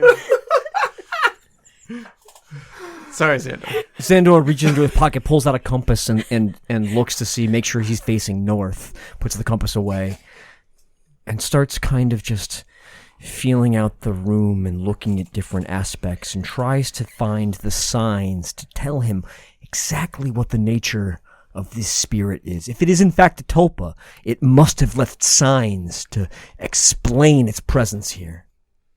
So which one is that? I think it might be tech again. If you're using like a bunch of random junk, yeah, that's tech. He's aligning with this compass. He's using the different orientations and placements of the alchemical symbol for truth. That is... he is looking at different points on the room as according to that symbol. Tell as below, so above as below. I just needed the answer. I just wasn't sure. It is So below. tech. As above, so below. Shorty got low, man. Get low. This Tulpa's got them apple bottom jeans. And Wasn't boots Christian this with time. fur. Suddenly the whole creep crew is looking at her. Next thing you know, Tulpa got low. Shelley got low. Cimanthe with a C. What are you doing? So Cimanthe pulls out the blueprints for the house, and she starts matching them up with water stains on the ceiling, and laying them out in accordance with with her tracking ability and research into that, she lays them out in the proper order that a ghost would have tracked through. Cliff, you've run from every investigation so far. This is your moment. Why all the pressure? So I'm going to go up to like the middle of the landing. That's kind of I imagine overlooking the living room area here. Yeah, sure. Yeah. And I'm fucking gonna just utilize a camera. Apparently, on my own. Cliff, are you getting this? And I will be looking for shadow figures and orbs. Ooh, orbs. And tulpas. What do those look like on camera? No one knows. They are entirely a black spot. But we're about to find out. It's orbs, but not glowing. They are class 5 free roaming specter. Oh, that was the shit. He's got an Excel spreadsheet. I can't wait to break this camera as I run screaming from this particular. All right, so Shelley's spinning in circles. Shelley's spinning in circles. I'm using She's sensitivity, sensitive. actually. Yes. Because spinning circles is not one of our. So, let's go around. Shelley, roll your sensitivity plus your current belief, which is a 4. Should we all just roll? Yeah, everybody can roll. Yeah, I was like, We all talked How about much it, ego stuff. can we spend on a single You roll? can spend as much ego as you want on a single roll. That's what I wanted to hear. That being said, I'm you running. can't. Oh, buddy. Oh no. FYI. Guys. Hey, sometimes rolling your highest stat does not work It's out. not. I've been using tech for the last 2 at least. Oh, I'm gonna go big or go home. Looks like you're going home. Okay. Shelley, are you running? No, I have 3 successes. All right. For now, Cliff, are you running? Super hot. Samantha, are you running? Let's find out. Oh yeah, I'm super running. Szandor, are you running? Not currently. I have 2 1s, 2 2s, 2 4s, a 5, and a 6. Christian, are you running? No. But Cliff and Samantha are. So. Oh, Cliff.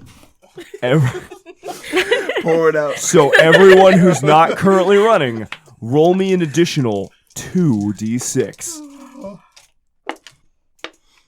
I'm not running. Shelley is sticking it out. Szandor. The signs are too dangerous. I cannot stay in this place. Shelley. Christian. I will spend a point of ego All right. and not run. Shelley, roll me one more d6 because Szandor breaks. And I have no ego. Are you running? No. Oh, shit. Nice. Yeah. Well, that makes this an easy round. Shelley, you're the only one with any successes. The only 2 left in the room are Shelley and Christian, who is slowly T-posing in a circle and managed, through sheer force of ego, not to run away. Shelley, you may gain either 3 points of evidence or 2 points of evidence and a point of ego. I choose to gain 2 points of evidence and 1 ego. All right. So it looks like my belief is a 6 now. Yes, everybody who ran and did not spend ego not to run gains +1 belief. Cliff, this is definitely the most haunted place ever. Unfortunately, it's so scary, it's making it really hard to find hard evidence that this is haunted. I think I definitely dropped my camera last time. So, we're going to go around with the runners before we get to everybody else. Cliff. So I see a giant black spot tulpa-looking thing over Christian, throw the camera in his general direction, and proceed to run out the back door. Cimanthe. Oh, dipsy doodle. No, there's no time for that. Holy shit! And she kind of throws her maps and bolts out the closest window. Szandor, you manage to hold on for a second, but then you see Cliff running out the door and Cimanthe bolting for the window. Hold fast, friends. It is coming for us, but... He stops and he notices on the points of the hexagonal star. In front of him, he sees a trophy for a tennis tournament. And we all know that in tennis, it's point, set, match. On the next point, he sees a picture of the family's young child in a production of Peter Pan on set as a shadow. He turns to the next point and sees a picture of the beautiful water of Long Island Sound at sunset. He turns and sees the DVD collection of 24, but there's only half of the DVD set there. Unfinished business with this half DVD set. He turns and sees a pile of cards laid out on one of the side tables as if they were playing set back.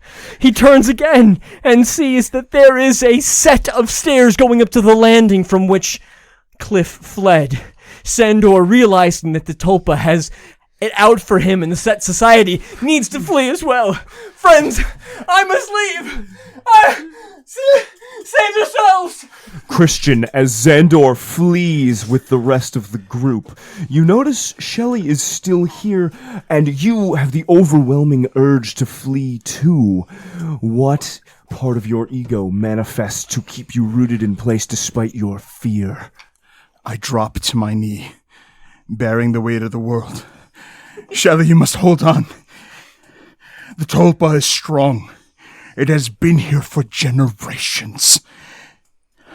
I need you to focus your prana. Inhale darkness and exhale light, but not UV light.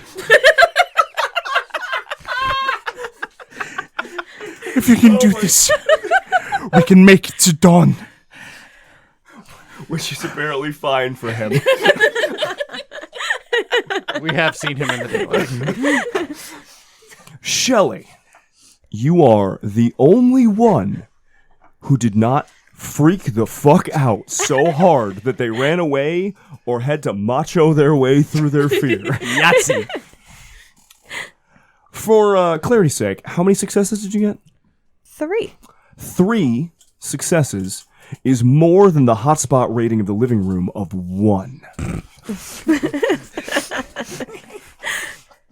This is a very haunted place.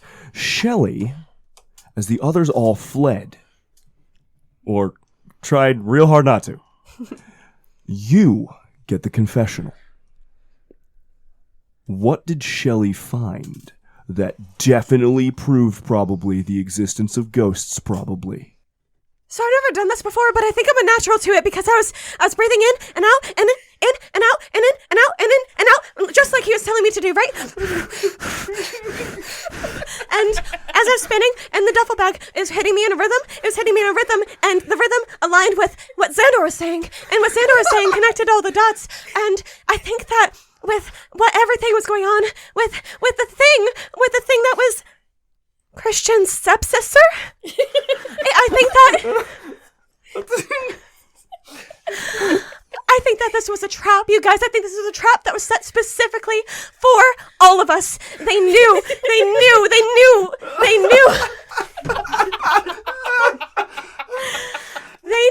that Cliff would bring us all here together, and they knew that we were the ones who could unleash this ancient evil, and that if we came here, that we would either destroy it or that we would set it free.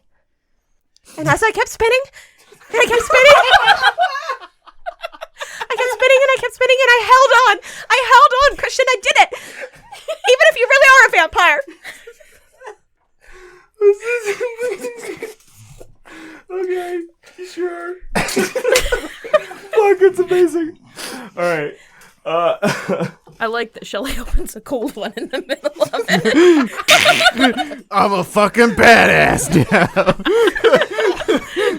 Shelley 100% pulls like a beer out of nowhere. Her duffel bag. Cracks it It's just a duffel bag at full the of end cold of her ones. confessional.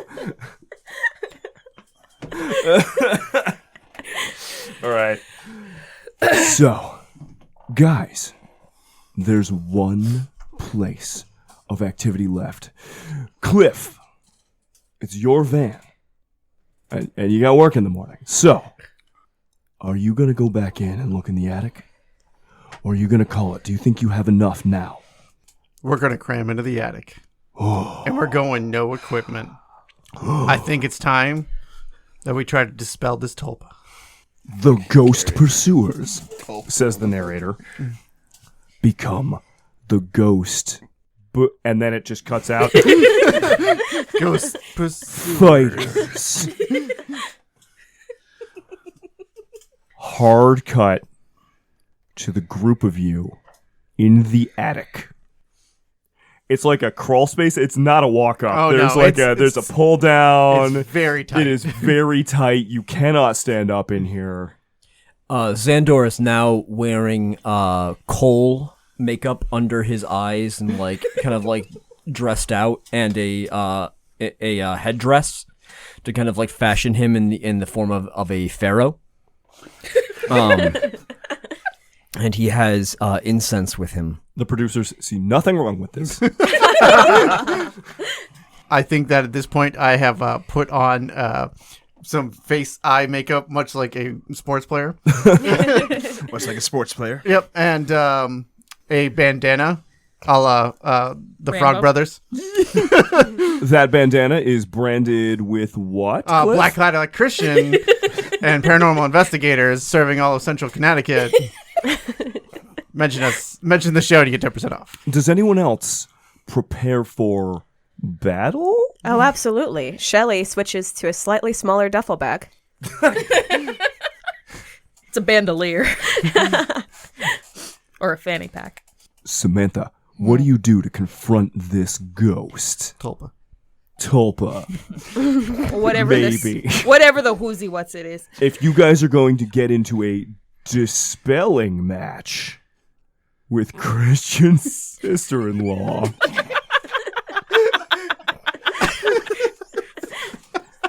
what do you do to prepare? Ex-sister-in-law, we should be clear. Very clear. Thank you. Yes. Well, I'm just going to prepare. I'm going to kind of focus my very powerful and frightening energy. And I'm going to let out a good squatch call. Summoning my ancestral family squatch call. Cimanthe with a C squatches up. Christian. I will initiate a transformation into my Victorian goth garb and collect a sword cane. Then I will join the group, and using the amulet that contains my soul given to me by witches, I will pray to the blood god La Magra to deliver us from the tulpa. Is that the one from Blade? It is. Yes. Correct. They were more on the nose than New Line Cinema would like you to think.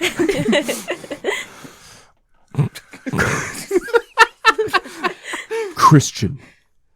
Holding a sword. Definitely. Dressed in Victorian garb and quoting Blade. There is a blood jewel on the hilt. Szandor. In just Religious garb of weird. Though I was born Linus Foley, my name is Szandor, and my heritage comes from that of Hermes Trismegistus himself. So this is my traditional ethnic garb. Thank you. This airs at 3 a.m. on the Sci-Fi Channel, and no one's gonna send letters. Although they should. Symmetra. Symmetra. Nope. I'm fucking fully gone now. It's just. How do you battle the other Overwatch heroes? I really wish I knew her lines better than the just forming little triangle. That's his shtick. I'm not getting in on that. Cimanthe, you fully manifest the aura of Squatch Rage. Cliff, you got a neat branded bandana on. I get some eye makeup. and some Battle make eye black underneath. There we go. So that your fingers eye, gloves, fingers so gloves, that yeah. the lights don't reflect up into your eyes here in this perfectly dark attic. It's just because it look cool. As a truce, I would like to offer use of my eyeshadow. If you can help me put it on. Yes, I'm very good at it. And as the boys do terrible. makeup, Shelley, with your slightly smaller, oversized backpack, all cram into this tiny crawl space. Before in we the attic. cram into the attic, No, we're cutting into that.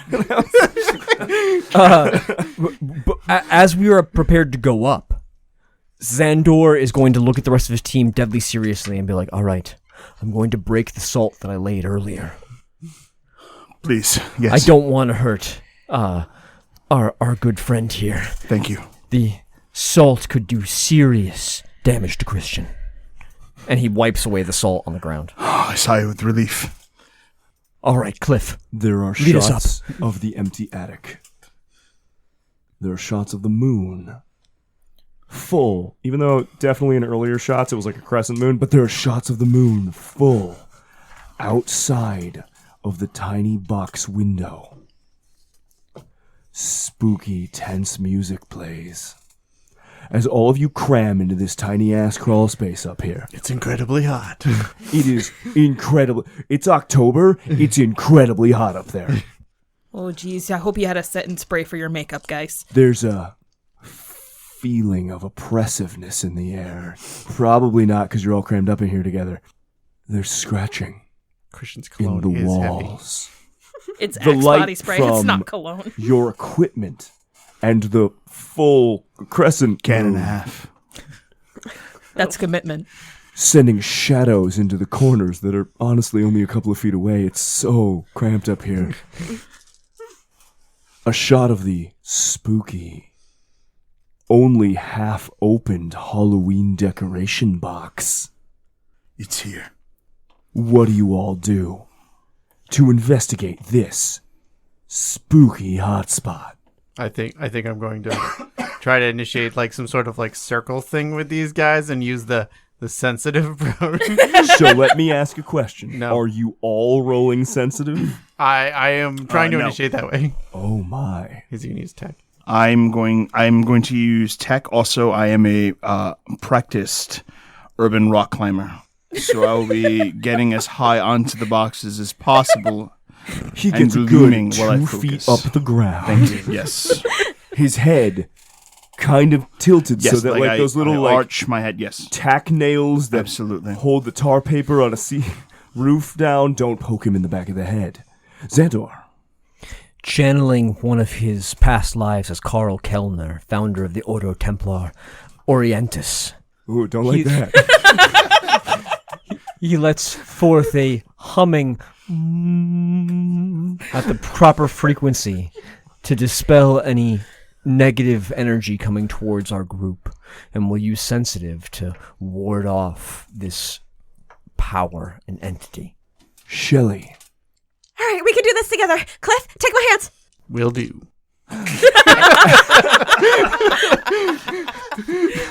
Business Cliff.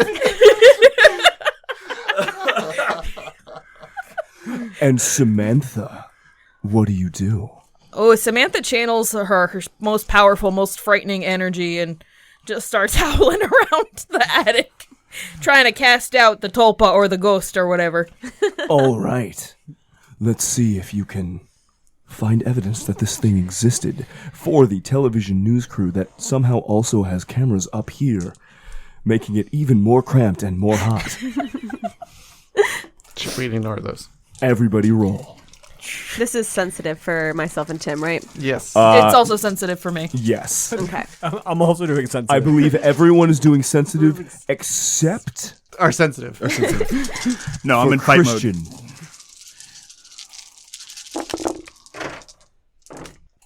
And with triple box cars, I'm out. I will spend my one ego not to leave. Okay. Is anyone else currently running? Look, I'm just running hot tonight, guys. Oh no! The power Szandor is too great. Szandor must leave. Samantha, are you running? Not currently. All right. So, as I you have a all lot of twos. begin to manifest the energy to try and cast out this tulpa, demon, ghost, probably. What about Christian? Not yet. Szandor. The energy's too much. Cliff. What freaks you out enough? Me. I think that the heat and the general lack of oxygen is making me like pass out. A skeptic might say Right. that the heat and the general lack of oxygen may have made Well, you pass I think out. I might be hallucinating at this point. I think that it's possible that this dark energy is causing you to pass out. Right, exactly. It that. opened a door into another dimension so that you could see. Cliff, Szandor. It is hot. An overwhelming, some might say, supernatural heat. It's hard to breathe in here, like something is trying to steal your breath away. And then you hear it, a skittering above you like little claws. And you can't hold on anymore, and you flee from the attic, bolting down. And as the two men break, the rest of you need to roll me 2 more d6. I do not roll because I... You do not. You you are failing, but you managed to hold on. Hell yeah. Run away. I will be leaving this shortly. As the others leave, as the others break, the overwhelming, oppressive atmosphere of the attic that doesn't really seem to affect the camera crew as much, but the overwhelming, oppressive atmosphere, the heat, and then you too hear it. The skittering on the roof. Above you, claws, like something is trying to tear its way in towards you. You bolt. Christian. Shelley, it is opening the roof. Dawn is coming. I have to go. The boy, Szandor, he is a natural fatal of a mind. I know the chaos magic anywhere. I think I am his father. I must protect him, and I turn and run. Szandor! Szandor, don't be afraid. You mustn't be afraid. Cimanthe with a C.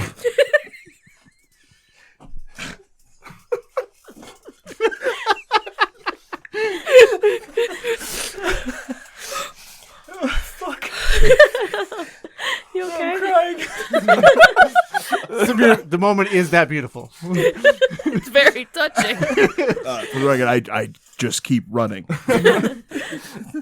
Knocking Szandor over along the way. With your kung fu. His kenjutsu, thank you. Kenjutsu, my bad. Samantha. Blade. Yes.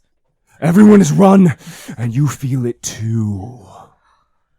Oh, that's baby Squatch is coming in. I like that Erika's like, you know what? We can't do cryptic hunters? Fuck you. We're doing cryptic hunters. I know this is a ghost hunter show. I'm doing Boston accent. Yeah, okay. That's I our know this is a narrator. ghost hunter show, but fuck you. That's baby Squatches. Oh, I should have stuck with what I knowed all along. My Squatch call wasn't too weak. I brought them here. I brought this darkness on us. We're walking a path of night here, folks. Fuck you. Title drop. That's it. End of it, guys. That's it. We're out. Oh, fuck. Shelley. You're scared too. You also feel that oppressive atmosphere. Like you can't breathe. The terror is overwhelming, but there is a TV crew here. And you've got just enough ego not to run. I can do it! I can do it! I can do it! I can do it! I can do it! I can do it! I can do it! Yes! Everyone else, their belief goes up by 1. Is there no cap on this? Belief was what we're trying to get, right? No. I mean, sure. Shelley, you're alone in the attic just long enough so that in post they can edit it to make it seem like you stayed there the whole time. And then as soon as the cameras move, you also leave. Just a high-pitched noise emitting from Shelley's being as she just slides with the duffel bag dragging along the unfinished crawl space and gets all the way the hell out of there. Everyone meets back up outside by the van. Dawn is coming soon. This investigation is concluded because they're not going to pay for any more footage. You mean the van that says Black Cat Electrician? I, in fact, Investigators. Serving Connecticut? Serving all of Central Connecticut, correct. They cram a lot onto the side of that van with the email address and the Oh, do Instagram, you give a discount? and Well, we put the phone little number. pictures on there. Yeah. Yeah, they've Oh, got a but- Twitter, they've got a Facebook, they've got an Instagram, they've got a TikTok. Cliff, what kind of a discount do you offer, man? The TikTok is very important. Very. 10% discount for anybody who mentions the show, and I do have TikTok dances. It cuts away from Cliff's TikTok dance because they do not have the copyright. Fuck. All of you meet back by the van. The investigation concluded for the evening. There's a lot of footage to go over before you meet back up at C.R.E.E.P HQ to go over the final results. It's not good, guys. Oh, I made hot dish this time. I arrive with a hood to conceal my visage. Can't take any risks. I'm just kind of putting stuff back in the equipment places and, taking some phone calls while we're waiting for everybody to arrive. Shelley's checking over the equipment, kind of like resetting it and glancing to everyone as they come in to make sure they're okay. Szandor is burning clumps of sage in the HQ to make sure that any spirits have not followed us back this way. I take a step back away from the stage, wiping some bleeding mascara from my eyes. Potent sage. Well done. Do you guys? Do you think we did it? Do you think they're gone? I think it's just beginning, if I'm being real honest with you, Snow Cone. I do not know whether the Wilsons were willing participants in the darkness that's happening in that house, or whether they're pawns. But I don't believe that my time in the Society of Set has seen a more haunted location in this part of central Connecticut. Oh no, this was real haunted, yeah. I mean, it's Easter. That's fair. I don't believe this was an accident. I can feel it even now. These Wilsons cackling wherever they are. I would like to know who Putnam. these people are. We cut immediately to an interview with the Wilsons being brought in for the final results of the investigation. Now, unfortunately, team, because you all got so freaked out and ran away so many times, particularly you, Cliff, I don't know what you're talking about. He was our but rock. frankly, everyone. I collected 3 bits of evidence. Yes, Me did too. I. We'll get to that. Unfortunately, even with the adjustments I made, given our recorded format, we did not make the evidence level required to prove, without a definitive television doubt, that this was an official haunting. But we know in our hearts what happened. Exactly. She's telling the truth. This was a conspiracy. The fact that we were not able to prove things to the Wilsons proves nothing. The Wilsons were likely in on this dark dealings. And if anyone, they would naturally try to dispel any of the things that were seen by ourselves or the audience. Indeed, we're not the fakers. They are the fakers. Cut immediately to the Wilsons sitting down at a table in your impromptu HQ, and you guys explaining the evidence that you did get and why there wasn't sufficient evidence to prove anything definitively to this worried couple. So, I went through back during the day, and it seems like a lot of your electrical problems are downstairs in the breaker box. So, so I fixed that for you. So that's gonna probably go away now. But you can see from the other evidence we gather here that there may be something going on, but like a lot of the electrical problems are just like normal wear and tear stuff. Yeah, stuff that the Black Cat electricians handle all the time. But I'm sure you were aware of that, weren't you? He says with a derisive look in his eyes. There's very clearly an edited cut to make it look like the Wilsons are extremely suspicious and not responding. You telling me you know nothing of the arcane trap you set up in your living room? Another very clear cut where the lighting in the background is different. It's some ominous music. Szandor stops looking at them and looks directly into the camera. You're telling me you don't know about the trap you set?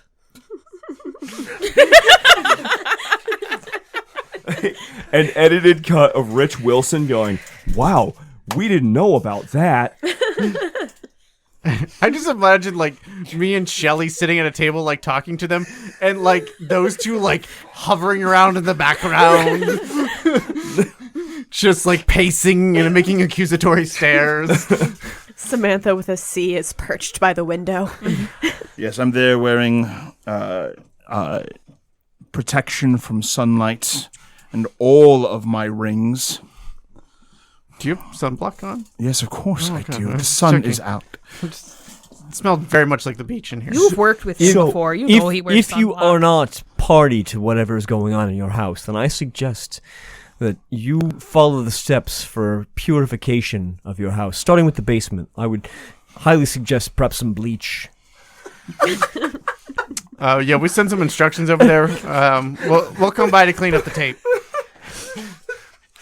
Just a little Goo Gone will take care of that tape right Yes, the tincture is still there.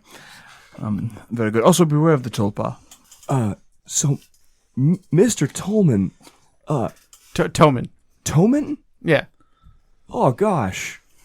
So did you find any proof of a... I'm sorry, what's a tulpa? It's I a thought type it was of, a ghost. It is a Tibetan thought form spirit that takes on the energy that you put into it.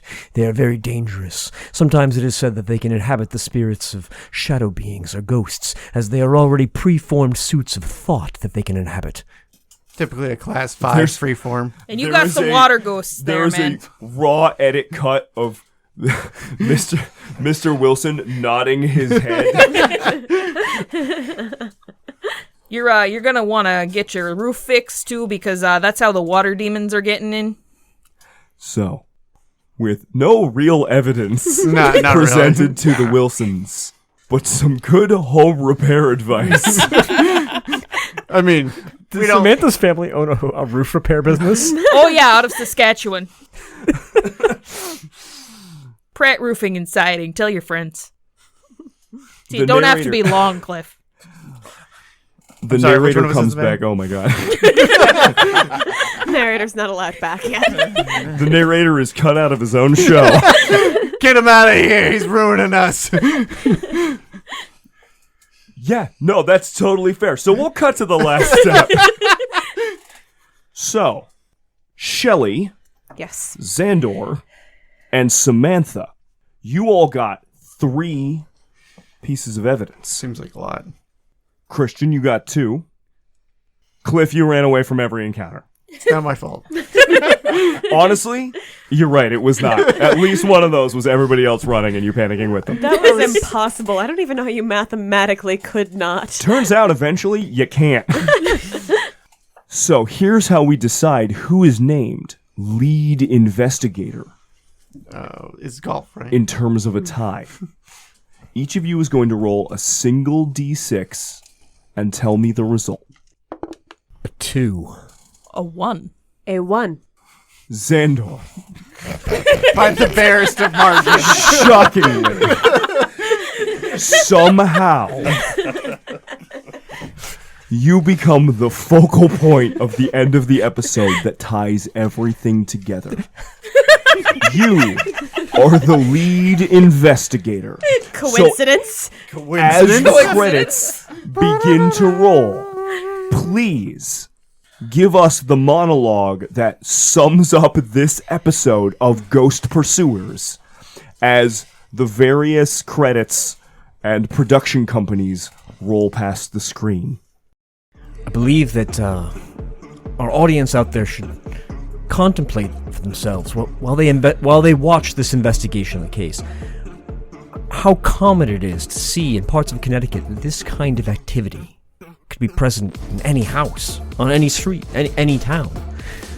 A scenario in which the ghost pursuers go in, led by Cliff, a veteran of so many investigations, who saw such overwhelming evidence that he could barely put together the countenance to see everything that happened here.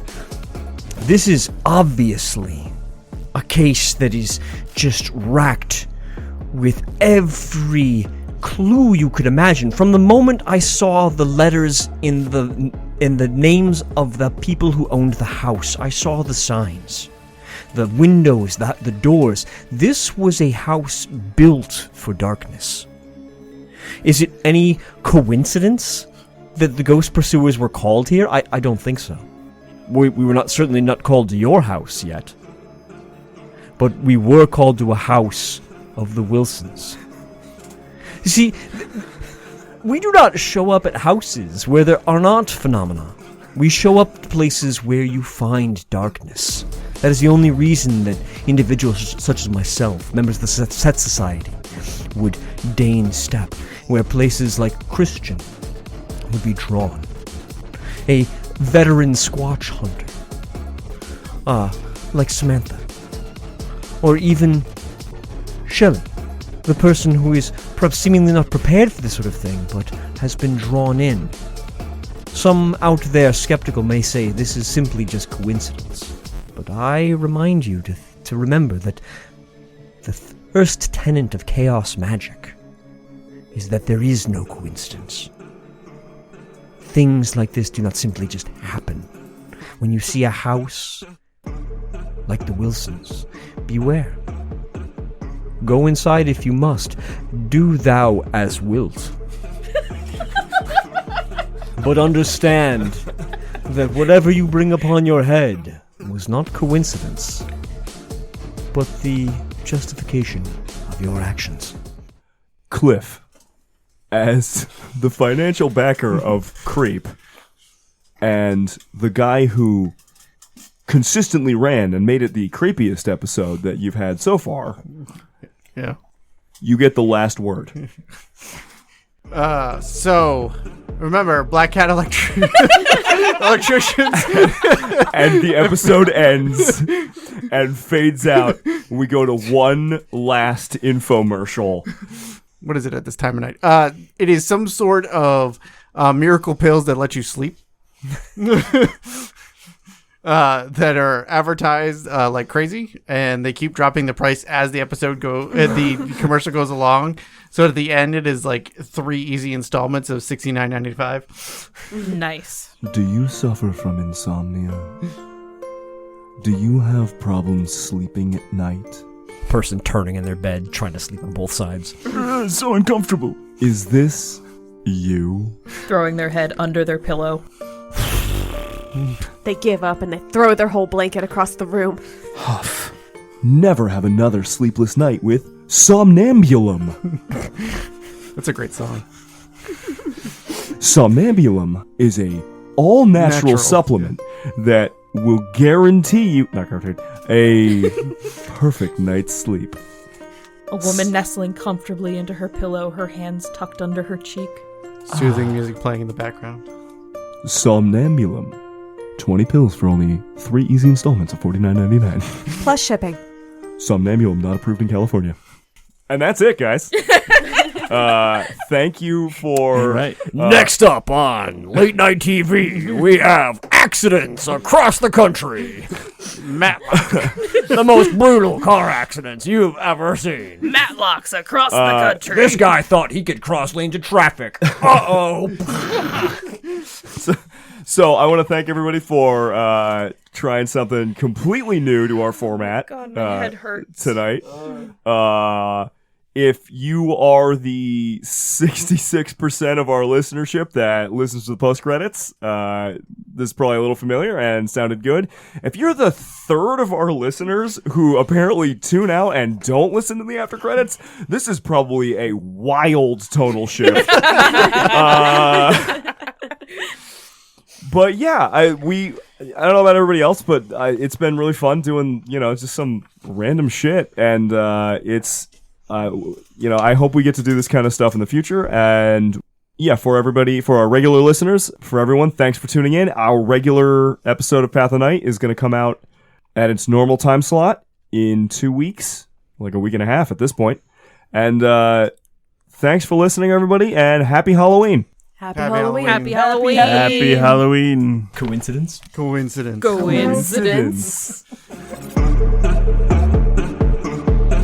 When they're not pursuing ghosts, Path of Night is usually an actual play Vampire the Masquerade podcast set in the classic world of darkness. Christian Edge was played by Lex Lopez.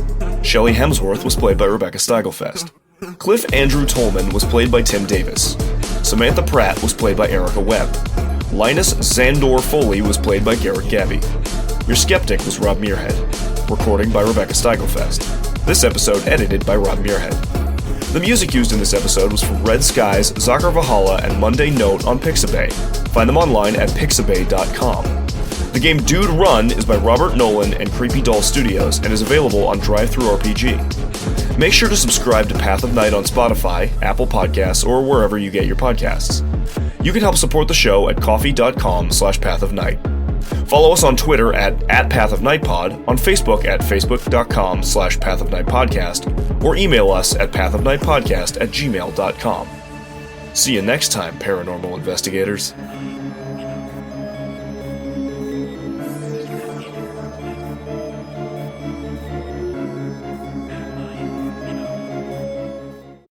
I've got our next commercial. Are you troubled by strange noises in the night? Do you experience feelings of dread in your basement or attic? Yes. Have you or your family actually seen a spook, specter, or ghost? If the answer is yes, then don't wait another minute. Just pick up the phone and call Ghost, whatever we are. Ghost Pursuers. Called Ghost Pursuers. Or Black Cat Electricians and Paranormal Investigators serving all of Central Connecticut. It was so unreasonably hard Connecticut. to find ghost pursuers. I went through like 12 different names, and they were all taken already. Why'd you go with like Gassed? I wanted ghosts. Okay. I got stubborn.